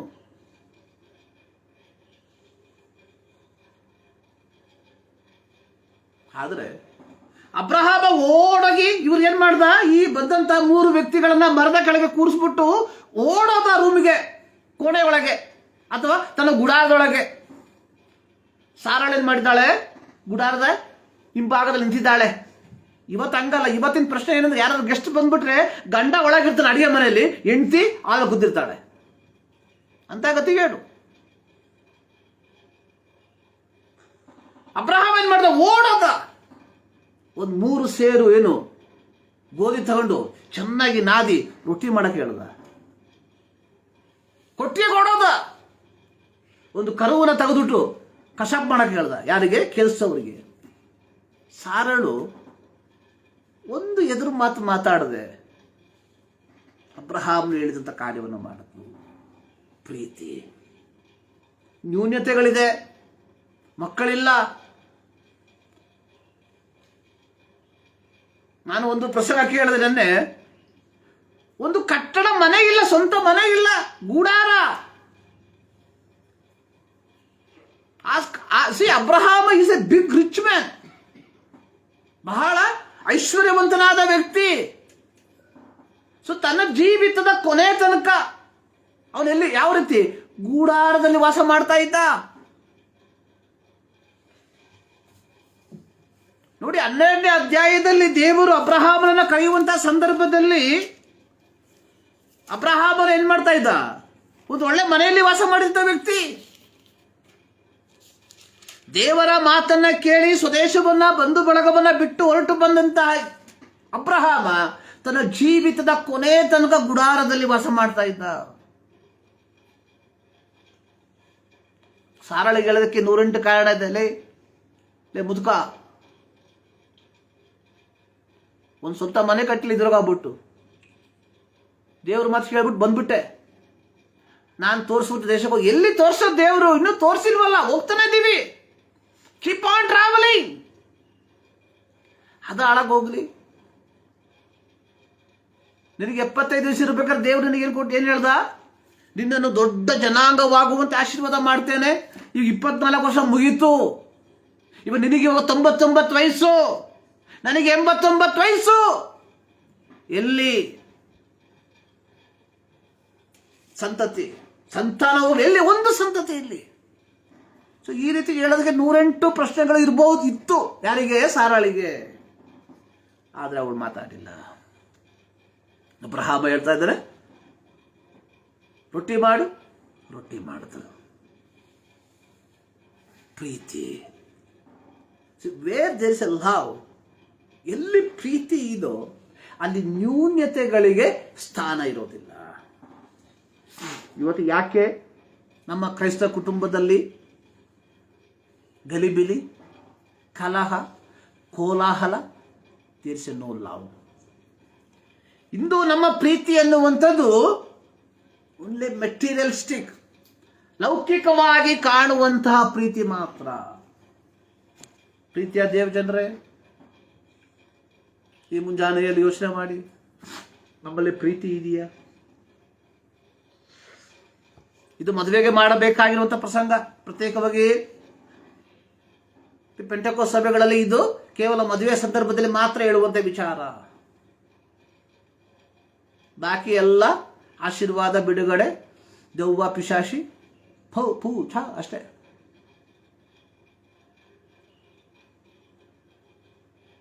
2 ವಾರಗಳ ಹಿಂದೆ ನಾವು ಕ್ರಿಸ್ತನ ಪರಿಮಳ ಎಂಬುದಾಗಿ ವಿಚಾರ ಪ್ರಸಂಗ ಮಾಡಿದೆ. ದೇವರ ವಾಕ್ಯವನ್ನು ಸಾರಿದೆ. ನೋಡಿ,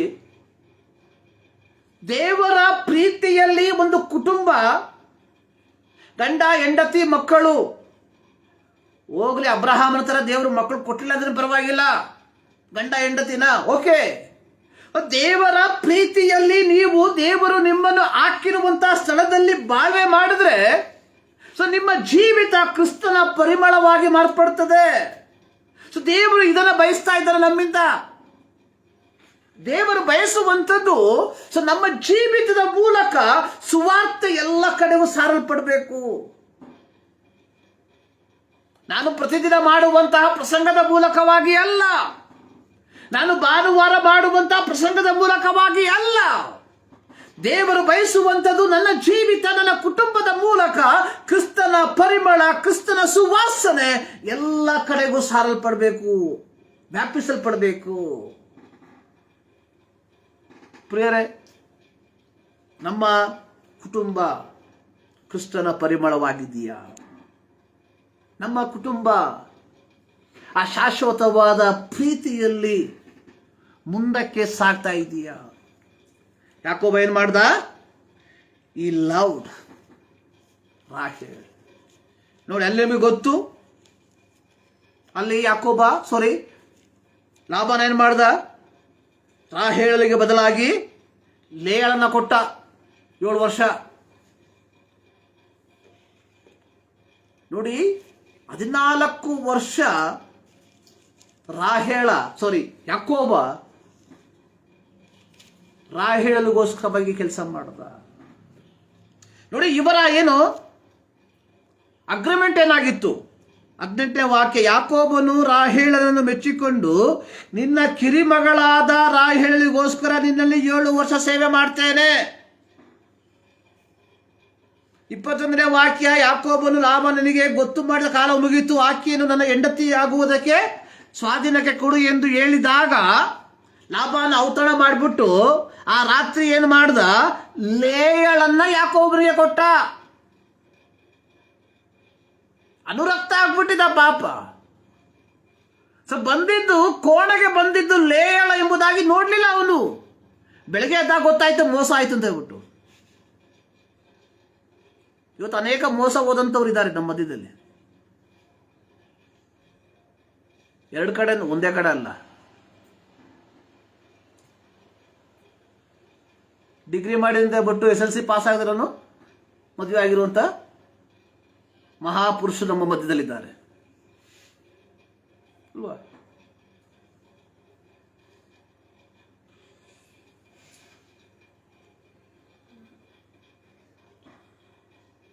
ನಾವೆಲ್ಲ ಕ್ರೈಸ್ತರು. ಮೋಸ ಆಯಿತು. ಅಲ್ಲಿ 27ನೇ ವಾಕ್ಯದಲ್ಲಿ ಮತ್ತೆ ಹೇಳ್ತಾ ಇದ್ದಾನೆ, ಯಾರು ಲಾಭನ ಹೇಳ್ತಾ ಇದ್ದಾನೆ, ಮತ್ತೆ 7 ವರ್ಷ ಕೆಲಸ ಮಾಡಪ್ಪ ನೀನು. ಯಾರಿಗೋಸ್ಕರ? ರಾಹೇಲನಿಗೋಸ್ಕರ. 14 ವರ್ಷ ಸೇವೆ ಮಾಡ್ದ. ಎಷ್ಟು ವರ್ಷ ಸೇವೆ ಮಾಡ್ದ? 14 ವರ್ಷ. ಪ್ರಾರಂಭದ 7 ವರ್ಷ ಅವನು ಲೇಯಳಿಗೋಸ್ಕರ ಅಲ್ಲ ಸೇವೆ ಮಾಡಿದ್ದು, ಅವನ ಮನಸ್ಸಲ್ಲಿ ಇದ್ದಂಥದ್ದು ರಾಹೇಲಳು. ಆದರೆ ಲಾಬಾನ ಅವನನ್ನ ಮೋಸ ಮಾಡ್ದ. ಸಾಕು ಅಂತ ಬಿಡ್ಲಿಲ್ಲ ಅವನು. ಸ್ಟಿಲ್ ಅವನು ರಾಹೇಲಳ ಮೇಲೆ ಅನುರಕ್ತನಾಗ್ಬಿಟ್ಟಿದ್ದ. ಮತ್ತೆ 7 ವರ್ಷ ಸೇವೆ ಮಾಡ್ದ. ಒಟ್ಟು 14 ವರ್ಷ. The depth of the love.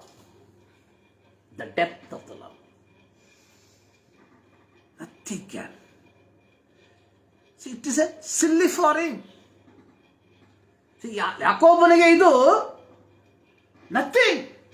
ಲೆಕ್ಕ ಮಾಡಿ 14 ವರ್ಷ ಅಂತ ಹೇಳಿದ್ರೆ ಕಡಿಮೆನಾ? ಜೀವಿತದ ಅರ್ಧ ಭಾಗ ಕೇವಲ ಹೆಂಡತಿಯನ್ನ ರಾಹೇಲನನ್ನ ಸಂಪಾದಿಸುವುದಕ್ಕೋಸ್ಕರವಾಗಿ ಯಾಕೋಬ ತನ್ನ ಜೀವಿತದ ಕಾಲು ಭಾಗವನ್ನೇನು ಮಾಡಿದ? ವ್ಯಯಪಡಿಸ್ತಾ. ಪ್ರೀತಿಯಲ್ಲಿದ್ದಂತಹ ಒಂದು ಬಂಧ. ಈ ಒಂದು ಪ್ರೀತಿಯ ಬಂಧ ನಮಗಿದೆಯಾ? ಯೋಚನೆ ಮಾಡಬೇಕು.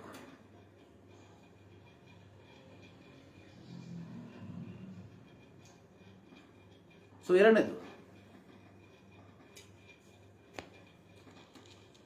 ಹೊಸ ಒಡಂಬಡಿಕೆಗೆ ನಾವು ಬರುವಂಥ ಸಂದರ್ಭದಲ್ಲಿ ಇಬ್ರಿಯ ಪತ್ರಿಕೆ 13ನೇ ಅಧ್ಯಾಯ ಅದರ 4ನೇ ವಾಕ್ಯ, ದಾಂಪತ್ಯವು ಮಾನ್ಯವಾದದ್ದು. Marriage is honourable. ನಾನು ಪ್ರಾರಂಭದಲ್ಲಿ ಹೇಳಿದೆ, it is instituted by God himself. ದೇವರಿಂದ ನೇಮಿತವಾದದ್ದು, ದೇವರಿಂದ ರೂಪಿತವಾದಂಥದ್ದು. ಏನು? ವಿವಾಹ, ಮದುವೆ. ಸೊ ಹೀಗಿರಲಾಗಿ ದಾಂಪತ್ಯವು ಮಾನ್ಯವಾದದ್ದು. ಗಂಡ ಹೆಂಡರ ಸಂಬಂಧ ನಿಷ್ಕಳಂಕವಾಗಿರಬೇಕು. ಜಾರರಿಗೂ ವ್ಯಭಿಚಾರಿಗಳಿಗೂ ದೇವರು ನ್ಯಾಯ ತೀರಿಸ್ತಾನೆ. ನೋಡಿ, ಹಳೆ ಒಡಂಬಡಿಕೆಯಲ್ಲಿ ಯಾಜಕಕಾಂಡ 22ನೇ ಅಧ್ಯಾಯ, ಧರ್ಮೋಪದೇಶ ಕಾಂಡ 22ನೇ ಅಧ್ಯಾಯ ಕಲಿಯುವಂತಹ ಸಂದರ್ಭದಲ್ಲಿ ಅಲ್ಲಿ ನಾವು ಕಾಣುವಂಥದ್ದು ಪರಸ್ತ್ರೀಯ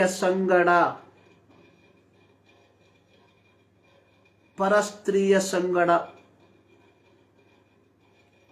ಅಲ್ಲಿ ವಾಕ್ಯ ಬರೆದಿರುವಂಥದ್ದು ಈ ರೀತಿ, ಯಾಜಕಕಾಂಡ 22ನೇ ಅಧ್ಯಾಯದ 10ನೇ ವಾಕ್ಯ, 20ನೇ ಅಧ್ಯಾಯದ 10ನೇ ವಾಕ್ಯ. ಯಾವನಾದರೂ ಪರಪತ್ನಿಯನ್ನು ಸಂಗಮಿಸಿದರೆ ಅವರಿಬ್ಬರಿಗೆ ಮರಣ ಶಿಕ್ಷೆ ಆಗಬೇಕು. ಯಾಜಕಕಾಂಡ 20ನೇ ಅಧ್ಯಾಯದ 10ನೇ ವಾಕ್ಯ. ಧರ್ಮೋಪದೇಶ ಕಾಂಡದಲ್ಲಿ ಬರ್ತಿದೆ.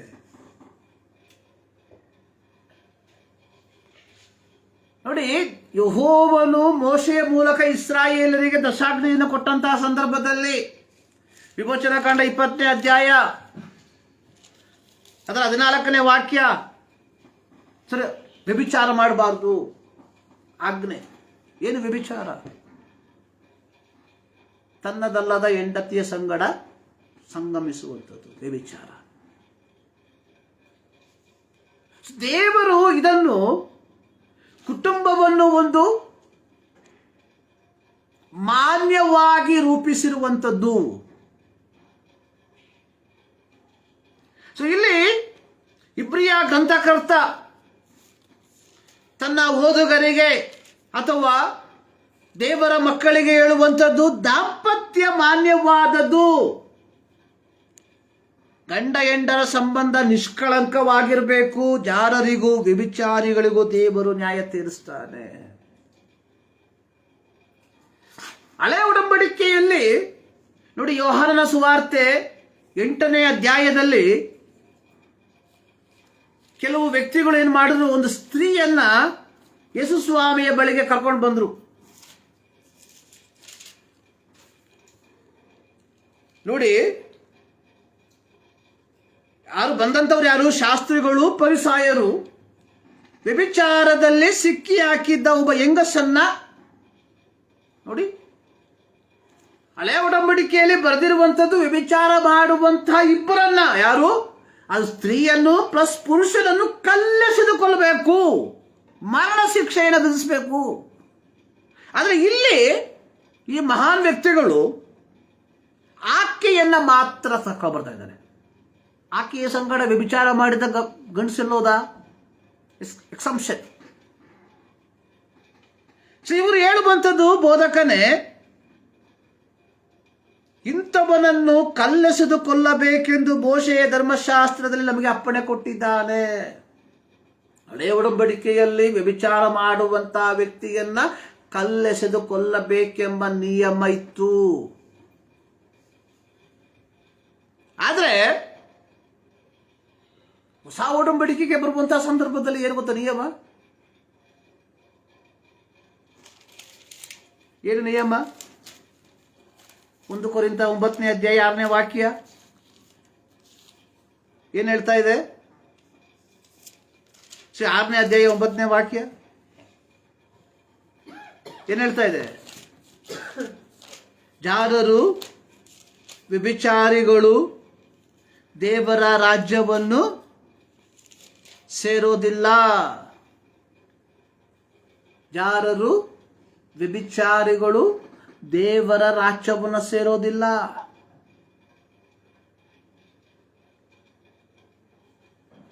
ಲಿವಿಂಗ್ ಟುಗೆದರ್, ಸಹಬಾಳ್ವೆ. ನೋಡಿ, ಯಾಜಕಕಾಂಡ ಪುಸ್ತಕದಲ್ಲಿ ಅಧ್ಯಾಯ ನಾನು ಮರ್ತೋಗ್ಬಿಟ್ಟೆ. ಅಲ್ಲಿ ಬರೆಯಲ್ಪಟ್ಟಿರುವುದು ಜಾರರ ಕಾಣಿಕೆಯನ್ನ ಆಲಯದಲ್ಲಿ ಸ್ವೀಕಾರ ಮಾಡಬಾರ್ದು.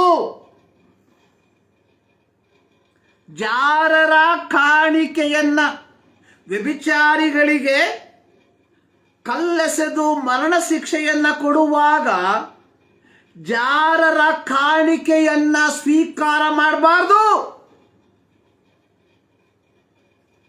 ಗೊತ್ತಾಯ್ತಲ್ಲ?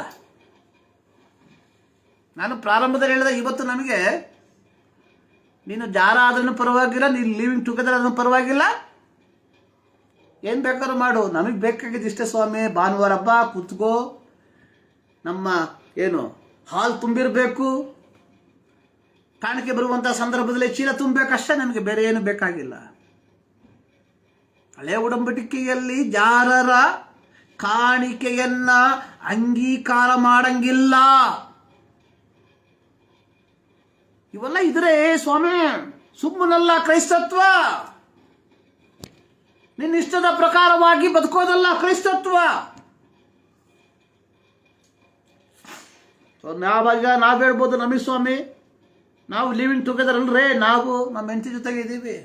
ಹೌದು, ಒಂದು ಕೋಣೆಯಲ್ಲಿ ಅಷ್ಟೇ. ಬಟ್ ಇವತ್ತು ನಾವು living together with our mobile.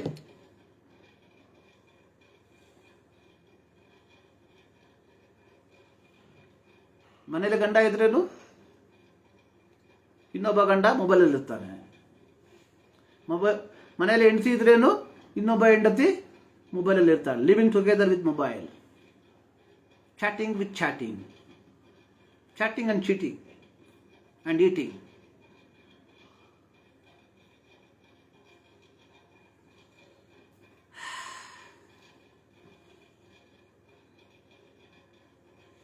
ಜಾರರಿಗೂ ವ್ಯಭಿಚಾರಿಗಳಿಗೂ ದೇವರೇನು ಮಾಡ್ತಾನೆ? ನ್ಯಾಯ ತೀರಿಸ್ತಾನೆ. ಏನ್ ನ್ಯಾಯ ತೀರಿಸ್ತಾನೆ ದೇವರು? ಏನು ನ್ಯಾಯ ತೀರಿಸೋದೇನು? ದೇವರು ಕೊಡುವಂಥ ಶಿಕ್ಷೆ ಏನಾಗಿದೆ? 1 ಕೊರಿಂಥ 6:9, ಅನ್ಯಾಯಗಾರರು ದೇವರ ರಾಜ್ಯಕ್ಕೆ ಬಾಧ್ಯರಾಗುವುದಿಲ್ಲ. ಮೋಸ ಹೋಗ್ಬೇಡ್ರಿ. ಜಾರರು, ವಿಗ್ರಹಾರಾಧಕರು, ವ್ಯಭಿಚಾರಿಗಳು, ವಿಟರು, ಪುರುಷಗಾಮಿಗಳು. ಅದೊಂದು ಬೇರೆ ಇದೆ. ಈಗ ಪುರುಷಗಾಮಿಗಳು, ಅದೇ ಥರ ಸ್ತ್ರೀಗಾಮಿಗಳು ಇದ್ದಾರೆ ಇವತ್ತು, same sex.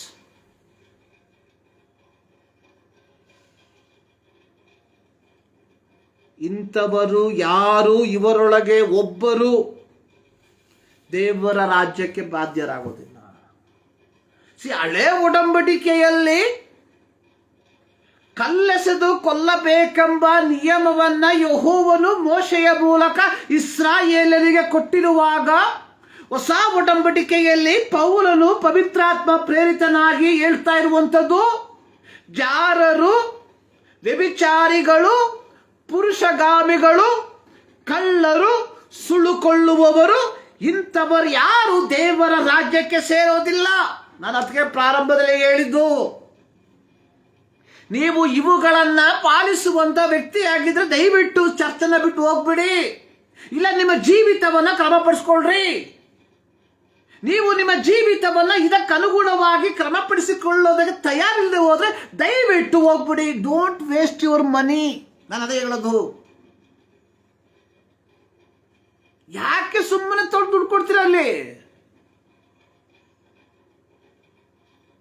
So they also same. ಹಳೆ ಒಡಂಬಡಿಕೆ ಹೇಳ್ತಾರೆ, ಜಾರರು ತರುವಂತಹ ಕಾಣಿಕೆಯನ್ನು ಅಂಗೀಕರಿಸಂಗಿಲ್ಲ. ಅಪ್ಪ, ಈಗಲ್ಲ ಇದು ಸ್ವಾಮಿ, ಆಟ ಅಲ್ಲ ಇದು.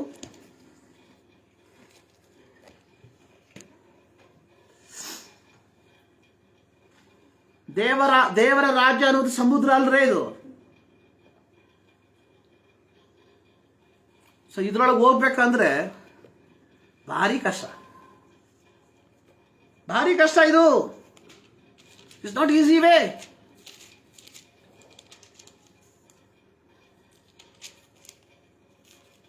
ನೋಡಿ, ಯೇಸು ಸ್ವಾಮಿ ಹೇಳಿರುವಂತ ಒಂದಿದು ನಾಶನಕ್ಕೆ ಹೋಗುವ ದಾರಿ ಅಗಲ, national highway, many will follow. ನಿತ್ಯ ಜೀವಕ್ಕೆ ಹೋಗುವ ದಾರಿ ಇಕ್ಕಟ್ಟು, ದಾರಿ ಬಿಕ್ಕಟ್ಟು, ಅದನ್ನು ಕಂಡು ಹಿಡಿಯುವಂಥವ್ರು ಸ್ವಲ್ಪ ಜನ. ಸೊ ನಿತ್ಯ ಜೀವ ಕಂಡು ಹಿಡಿಬೇಕಂದ್ರೆ ಸ್ವಲ್ಪ ಕಷ್ಟನೇ ಇದರಲ್ಲಿ. ಇವೆಲ್ಲ ಬಿಡಬೇಕು ನಾವು. ನಾನು ಅದಕ್ಕೆ ಹೇಳೋದಲ್ಲ, ಸ್ತೋತ್ರಗಾನದಿಂದ ಹಾಡಿ ಸ್ತುತಿಸ್ತೇನೆ ಪರಿಶುದ್ಧನಾದ ದೇವರಿಗೆ. ಈ ಪರಿಶುದ್ಧನಾದ ದೇವರನ್ನು ನಾವು ಹಾಡಿ ಸ್ತುತಿಸಬೇಕಾದ್ರೆ ನಾವು ಪರಿಶುದ್ಧರಾಗಿರ್ಬೇಕು. ಸೊ ಪರಿಶುದ್ಧರಾಗಿ ಬದುಕಬೇಕಾದ್ರೆ ಇವೆಲ್ಲವನ್ನ ಬಿಡಬೇಕು. ಯಾವೆಲ್ಲವನ್ನ ಬಿಡಬೇಕು? ಎಲ್ಲವನ್ನ ಬಿಡಬೇಕು.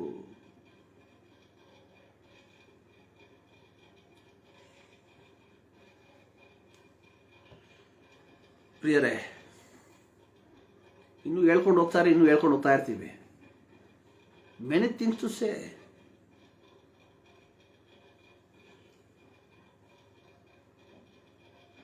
ನೋಡಿ, ಯೇಸು ಸ್ವಾಮಿಗಳಿಗೆ ಈ ಪರಿಸರ ಬಂದು ಒಂದು ಮಾತು ಕೇಳಿದ್ರು. ನೋಡಪ್ಪ, ಮೋಶೆ ಹೇಳಿದ್ದಾನೆ, ಏನು ಹೇಳಿದ್ದಾನೆ? ಸೊ ಹೆಂಡತಿಯನ್ನ ಬಿಟ್ಟು ಬಿಡುವಂತ ವಿಚಾರ, ಡಿವೋರ್ಸ್. ಮತ್ತಾಯನ ಬರೆಸುವಾರ್ತೆ 19ನೇ ಅಧ್ಯಾಯ. ಒಬ್ಬನು ಯಾವುದಾದರೂ ಒಂದು ಕಾರಣದಿಂದ ತನ್ನ ಹೆಂಡತಿಯನ್ನು ಬಿಟ್ಟು ಬಿಡುವುದು ಧರ್ಮವೋ? ಅವ್ರು ಹೇಳ್ತಾ ಇರೋದು, ಮೋಶೆ ಹೇಳಿದ್ದಾನೆ ಬಿಟ್ಬಿಡ್ಬೋದು. 7ನೇ ವಾಕ್ಯ, ತ್ಯಾಗಪತ್ರವನ್ನು ಕೊಟ್ಟು ಆಕೆಯನ್ನು ಬಿಟ್ಬಿಡ್ಬೋದು. ಆದರೆ ಯೇಸು ಸ್ವಾಮಿ ಹೇಳ್ತಾ ಇದ್ದಾನೆ, ನಾವು ಪ್ರಾರಂಭದಲ್ಲಿ ಹೇಳಿದ್ವಿ, ಯೆಹೋವನು ಮನುಷ್ಯನ ಪಕ್ಕೆಯ ಎಲುಬಲ್ಲಿ ಒಂದನ್ನು ತೆಗೆದು ಸ್ತ್ರೀಯಾಗಿ ಮಾಡ್ದ. So they became one. ಅವರು ಒಂದು. ಆದ್ರೆ ಇವತ್ತು ತೊಂದರೆ ಏನಂದ್ರೆ, ಇವತ್ತು ಡಿವೋರ್ಸ್ಗೆ ಕಾರಣ ಏನು ಗೊತ್ತಾ? ಯಾರ್ದೋ ಪಕ್ಕ ಎಲುಬು ಯಾರ್ದೋ ಕೈಯಲ್ಲಿ ಹೋಗ್ಬಿಟ್ಟಿದೆ, ಅದಾಗಿದ್ದು ತೊಂದರೆ.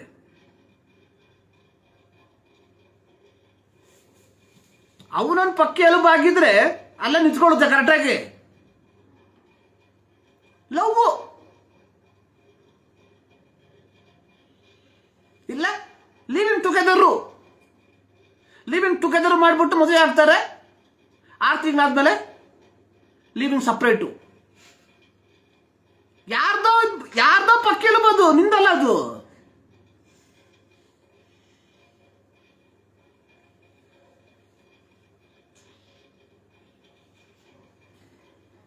ಹುಷಾರು. ನಾವು ರಕ್ತ ಹಾಕ್ತೀವಲ್ಲ, ಎ ಪಾಸಿಟಿವ್ ಹಾಕ್ಬೇಕು. ಬಿ ಹಾಕೋಕೆ ಹೋದ್ರೆ ವೈಕುಂಠಕ್ಕೆ ಹೋಗ್ಬಿಡ್ತೀವಿ ಮೇಲಕ್ಕೆ. ಯಾವುದೋ ಒಂದೇ ಒಂದು ಬ್ಲಡ್ ಮಾತ್ರ ಸೂಟ್ ಆಗೋದಿಲ್ಲ ಅದಕ್ಕೂ, ಬಾಕಿ ಎಲ್ಲ ಆಗಲ್ಲ. Same group.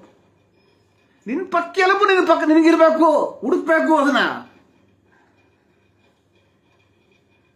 ಅದು ನಿನ್ನ ಕಾಮದ ಕಣ್ಣಲ್ಲಿ ಕಾಣೋದಿಲ್ಲವಲ್ಲ. ನಮ್ಮ ಕಾಮದ ಕಣ್ಣಲ್ಲಿ ಕಾಣುವಂಥದ್ದು ಬೇರೆ ಪಕ್ಕ ಎಲುಬೆ ನಮ್ಗೆ ಕಾಣೋದು. ಆಧ್ಯಾತ್ಮಿಕವಾದ ಕಣ್ಣುಗಳ ಮೂಲಕವಾಗಿ ನಾವು ನೋಡ್ಬೇಕದನ್ನ. ನೋಡಿ, ಯೆಹೋವನು ಆದಾಮನ ಪಕ್ಕೆ ಎಲುಬನ್ನ ತಂದು ಆ ಪಕ್ಕೆ ಎಲುಬಿನಿಂದ ಒಂದು ರೂಪವನ್ನ ಮಾಡಿ, ಸ್ತ್ರೀ ರೂಪವನ್ನ ಮಾಡಿ ಅವನ ಮುಂದೆ ತಂದಾಗ ಈಗ ಸರಿ, ನೌ ಇಸ್ ರೈಟ್. ಆದ್ರೆ ನಾವು ಮದುವೆ ಆಗೋದೇನಿಗೆ ಡಿಮ್ಯಾಂಡಲ್ಲಿ. ಯಾರಿಗೋ ಎಲ್ಗೋ ಹೋಗ್ಬೇಕಾಗಿತ್ತು ಎಲುಬದು ಪಾಪ. ಮಲಯಾಳದಲ್ಲಿ ಒಂದು ಗಾದೆ ಹೇಳ್ತಾರೆ, ಬೇಲಿಲೊಳ ಪಾಂಬನ್ನು ಹಿಡಿದು ಚೀಲೆಗೆ ಎತ್ತಬೇಕು ಅಂದ್ರೆ, ಬೇಲಿಯಲ್ಲಿ ಹರಿತಾ ಇದ್ದಂತ ಹಾವನೇನ್ ಮಾಡಿದ್ರು, ಒಕ್ಕಳಿಗೆ ಇಟ್ಕೊಂಡಂತೆ. ಆ ತರ ಇದು. ಇವತ್ತು ಅನೇಕ ಕ್ರೈಸ್ತ ಮದುವೆಗಳು ಆ ರೀತಿ.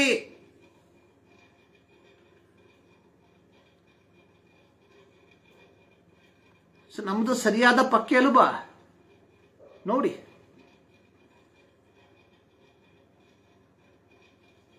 ನೋಡಿ, ಫರಿಸಾಯರು ಹೇಳ್ತಾ ಇದ್ದಾರೆ, ಮೋಶೆ ಹೇಳಿದ್ದಾನೆ ತ್ಯಾಗಪತ್ರ ಕೊಡ್ಬೋದು, ದೇವರು ಹೇಳ್ತಾ ಇದ್ದಾನೆ. ಅವರು ಇಬ್ಬರಲ್ಲಪ್ಪ, ಒಬ್ಬರೇ. So they are one. If they are one, how can they separate?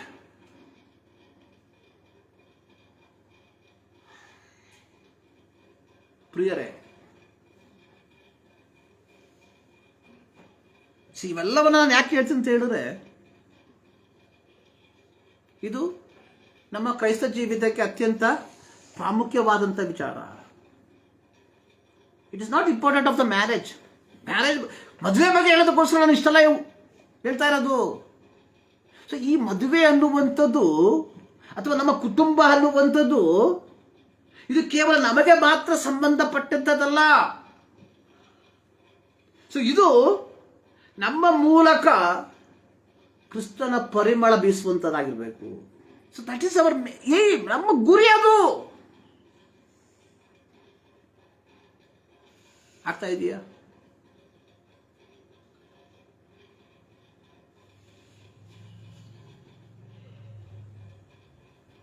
ನೋಡಿ, ನಾವೊಂದು ಗಾದೆ ಹೇಳ್ತೀವಲ್ಲ,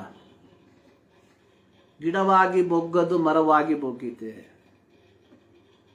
ಸೊ ನಮ್ಮ ಮಕ್ಕಳಿಗೆ ಚಿಕ್ಕ ಪ್ರಾಯದಲ್ಲಿ ಇವರ ಹೇಳ್ಕೊಡ್ಬೇಕು. ಇಲ್ಲಾಂದ್ರೆ ಅವ್ರಿಗೆ ಬಣ್ಣದ ಚಿಟ್ಟೆ ಕಾಣ್ಬೇಕಾದ್ರೆ ಓಡ್ಬಿಡ್ತಾರೆ, ಇದನ್ನೇ ಓಡ್ಬಿಡ್ತಾರೆ ಅವುಗಳು. ಈಗ 5 ವಯಸ್ಸಿಗೆ ಶುರು ಆಗುತ್ತೆ ಬಣ್ಣ ಚಿಟ್ಟೆ ನೋಡಕ್ಕೆ ಎಲ್ಲರಿಗೂ.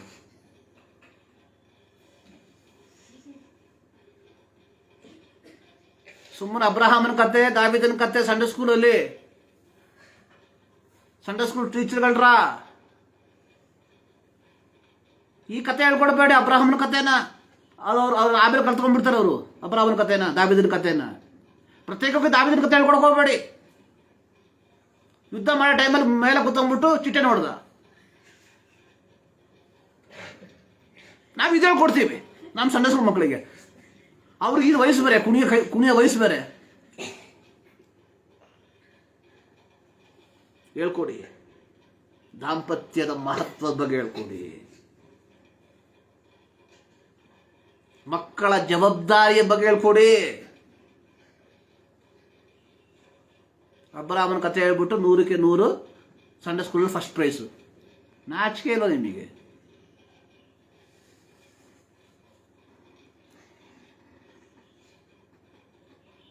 ಕ್ಯಾರೆಕ್ಟರ್ ಸ್ಟಡೀಸ್, ಮಣ್ಣು ಸ್ಟಡೀಸ್,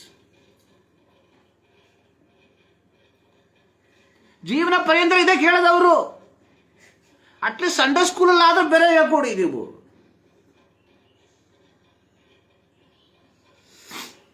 ನಾನು ದುಬೈಯಲ್ಲಿ ಕೆಲಸ ಮಾಡುವಂಥ ಸಂದರ್ಭದಲ್ಲಿ ನಮ್ಮ ಸಭೆಯಲ್ಲಿ ಒಬ್ಬರು ಸಹೋದರಿ ಇದ್ರು. ಅವರು ಮಾತು ಹೇಳಿದ್ರು, ಈ ಬೈಬಲಲ್ಲಿ ದಾವೀದ ಅಬ್ರಹಾಮ ಇಲ್ಲದೆ ಹೋಗ್ಬಿಟ್ಟಿದ್ರೆ ನಮ್ಮ ಪಾಸ್ಟ್ಗಳು ಅದೋ ಗತಿ ಅಂತ ಹೇಳ್ಬಿಟ್ಟು. ಯಾಕೆ? ಅವ್ರು ಇರೋದ್ರಿಂದಲೇ ಇವ್ರು ಬದುಕಿರೋದು ಪಾಸ್ಟ್ಗಳು. ಎಲ್ಲಿ ಹೋದ್ರೇನು ಅಬ್ರಹಾಮ ಕೊನೆಗೆ ಬರ್ತಾನೆ, ಎಲ್ಲಿ ಹೋದ್ರೇನು ದಾವೀದ ಕೊನೆಗೆ ಬರ್ತಾನೆ. Preeth the Christ. ಪೌಲ ಹೇಳ್ತಾ ಇದ್ದಾನೆ, ನಾವು ಶಿಲುಬೆಗೆ ಹಾಕಲ್ಪಟ್ಟ ಕ್ರಿಸ್ತನನ್ನ ಪ್ರಚುರಪಡಿಸ್ತೇನೆ. ಶಿಲುಬೆಯ ಮಾತು ನಾಶನದಲ್ಲಿರುವವರಿಗೆ ಹುಚ್ಚು ಮಾತು, ಆದರೆ ನಮಗೆ it is the power of god, ದೇವರ ಶಕ್ತಿಯಾಗಿದೆ. So teach our children the importance of marriage. ನಾನು ಹೇಳಿದ್ನಲ್ಲ, ಈಗಿನ ತಲೆಮಾರು ಹೇಳ್ತಾ ಇದೆ ಮ್ಯಾರೇಜ್ ಇಸ್ ಎ ಬರ್ಡನ್. ಇವತ್ತು ಕುಟುಂಬ, ವಿವಾಹ ಅನ್ನುವಂಥದ್ದು ಇಂದಿನ ತಲೆಮಾರಿಗೆ ಬರ್ಡನ್ನು.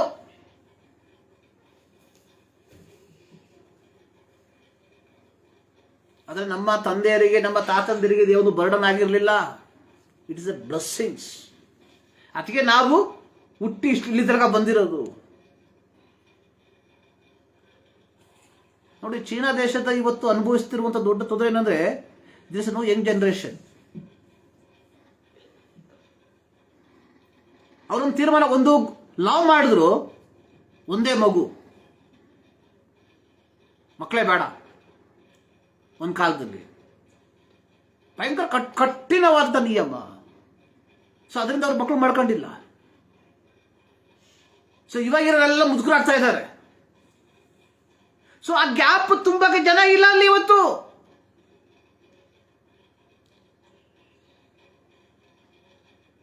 The same thing happened in Christianity. Living together.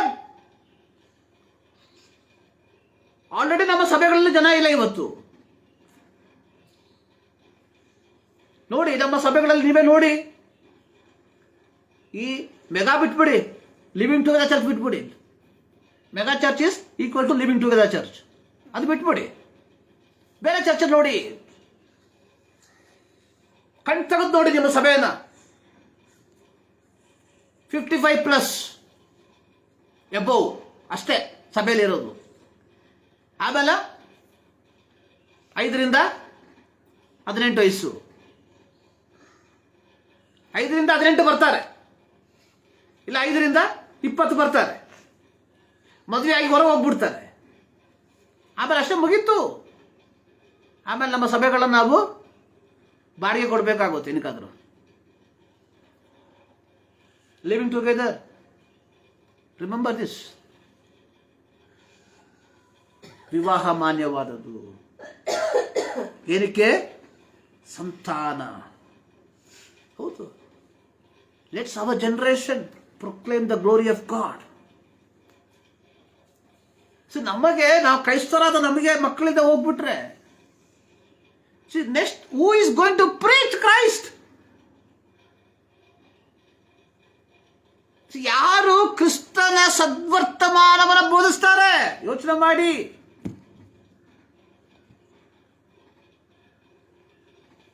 ಪ್ರಿಯ ದೇವ ಜನರೇ, back to the Bible. Please back to the Bible. ಸತ್ಯವೇದಕ್ಕೆ ನಿಮ್ಮ ಜೀವಿತವನ್ನು ತಿರುಗಿಸ್ರಿ. ಯಾರು? ಯಾಕೋಬ ಈ ಲವ್ಡ್ ರಾಹೇಲನ್ನ ಪ್ರೀತಿ ಮಾಡ್ದ. 7 ವರ್ಷ ಅಲ್ಲ, 14 ವರ್ಷ ಗುಲಾಮನಾದ. 14 ವರ್ಷ ಅವನ ಸೇವೆ ಮಾಡಿದ್ರೇನು ರಾಹೇಲಳ ಮೇಲೆ ಇದ್ದಂಥ ಪ್ರೀತಿಗೆ ಅವನಿಗೆ ಕಡಿಮೆ ಆಗಲಿಲ್ಲ. ಡೀಪ್ ಲವ್ ಅದು ನಮ್ಮಲ್ಲಿರಬೇಕು. ಆಗ ಮಾತ್ರ ನಮ್ಮ ಜೀವಿತ ಕ್ರೈಸ್ತ ಜೀವಿತ. ಸೊ ಇದು ಇಟ್ ಇಸ್ ಏನಂತ ಅದಕ್ಕೆ replica to God's love towards us. ದೇವರು ನಮ್ಮ ಮೇಲೆ ಪ್ರೀತಿಯನ್ನು ಇಟ್ಟಿದ್ದರ ಒಂದು ಪ್ರತಿಕೃತಿಯಾಗಿದೆ. ಈ ಲವ್ಡ್ ಅಸ್. ಸೊ ನಾವು ದೇವರ ಪ್ರೀತಿ ಮಾಡ್ತಾ ಇದ್ದೇವೆ. ನಾನು ಪ್ರಾರಂಭದಲ್ಲಿ ಹೇಳಿದೆ, ನಾವು ನಮಗೆ ಋಣ ಇದೆ. ಏನು ಋಣ? ಸೊ ಪಾಪಿಗಳಾದ ನಮ್ಮನ್ನ ಪ್ರೀತಿ ಮಾಡಿ ನಮಗೋಸ್ಕರವಾಗಿ ಯೇಸು ಸ್ವಾಮಿ ತನ್ನ ಸ್ವಂತ ರಕ್ತವನ್ನು ಚೆಲ್ಲಿ ಸೊ ನಮ್ಮನ್ನು ಕೊಂಡುಕೊಂಡು ದೇವರ ಮಕ್ಕಳೆಂಬ ಪದವಿಗೆ ನಮ್ಮನ್ನು ಸೇರಿಸಿದ್ದಾನೆ. ನಮಗೆ ಋಣ ಇದೆ. ಸೊ ಆ ಋಣವನ್ನು ನಾವು ತೀರಿಸಬೇಕು. ಹಂಗೆ ತೀರಿಸಬೇಕು? ಕಾಣಿಕೆ ಕೊಟ್ಬಿಟ್ಟಲ್ಲ, ದಶಮ ಭಾಗ ಕೊಟ್ಬಿಟ್ಟಲ್ಲ, ಭಾನುವಾರ ಚರ್ಚಿಗೆ ಬಂದ್ಬಿಟ್ಟಲ್ಲ.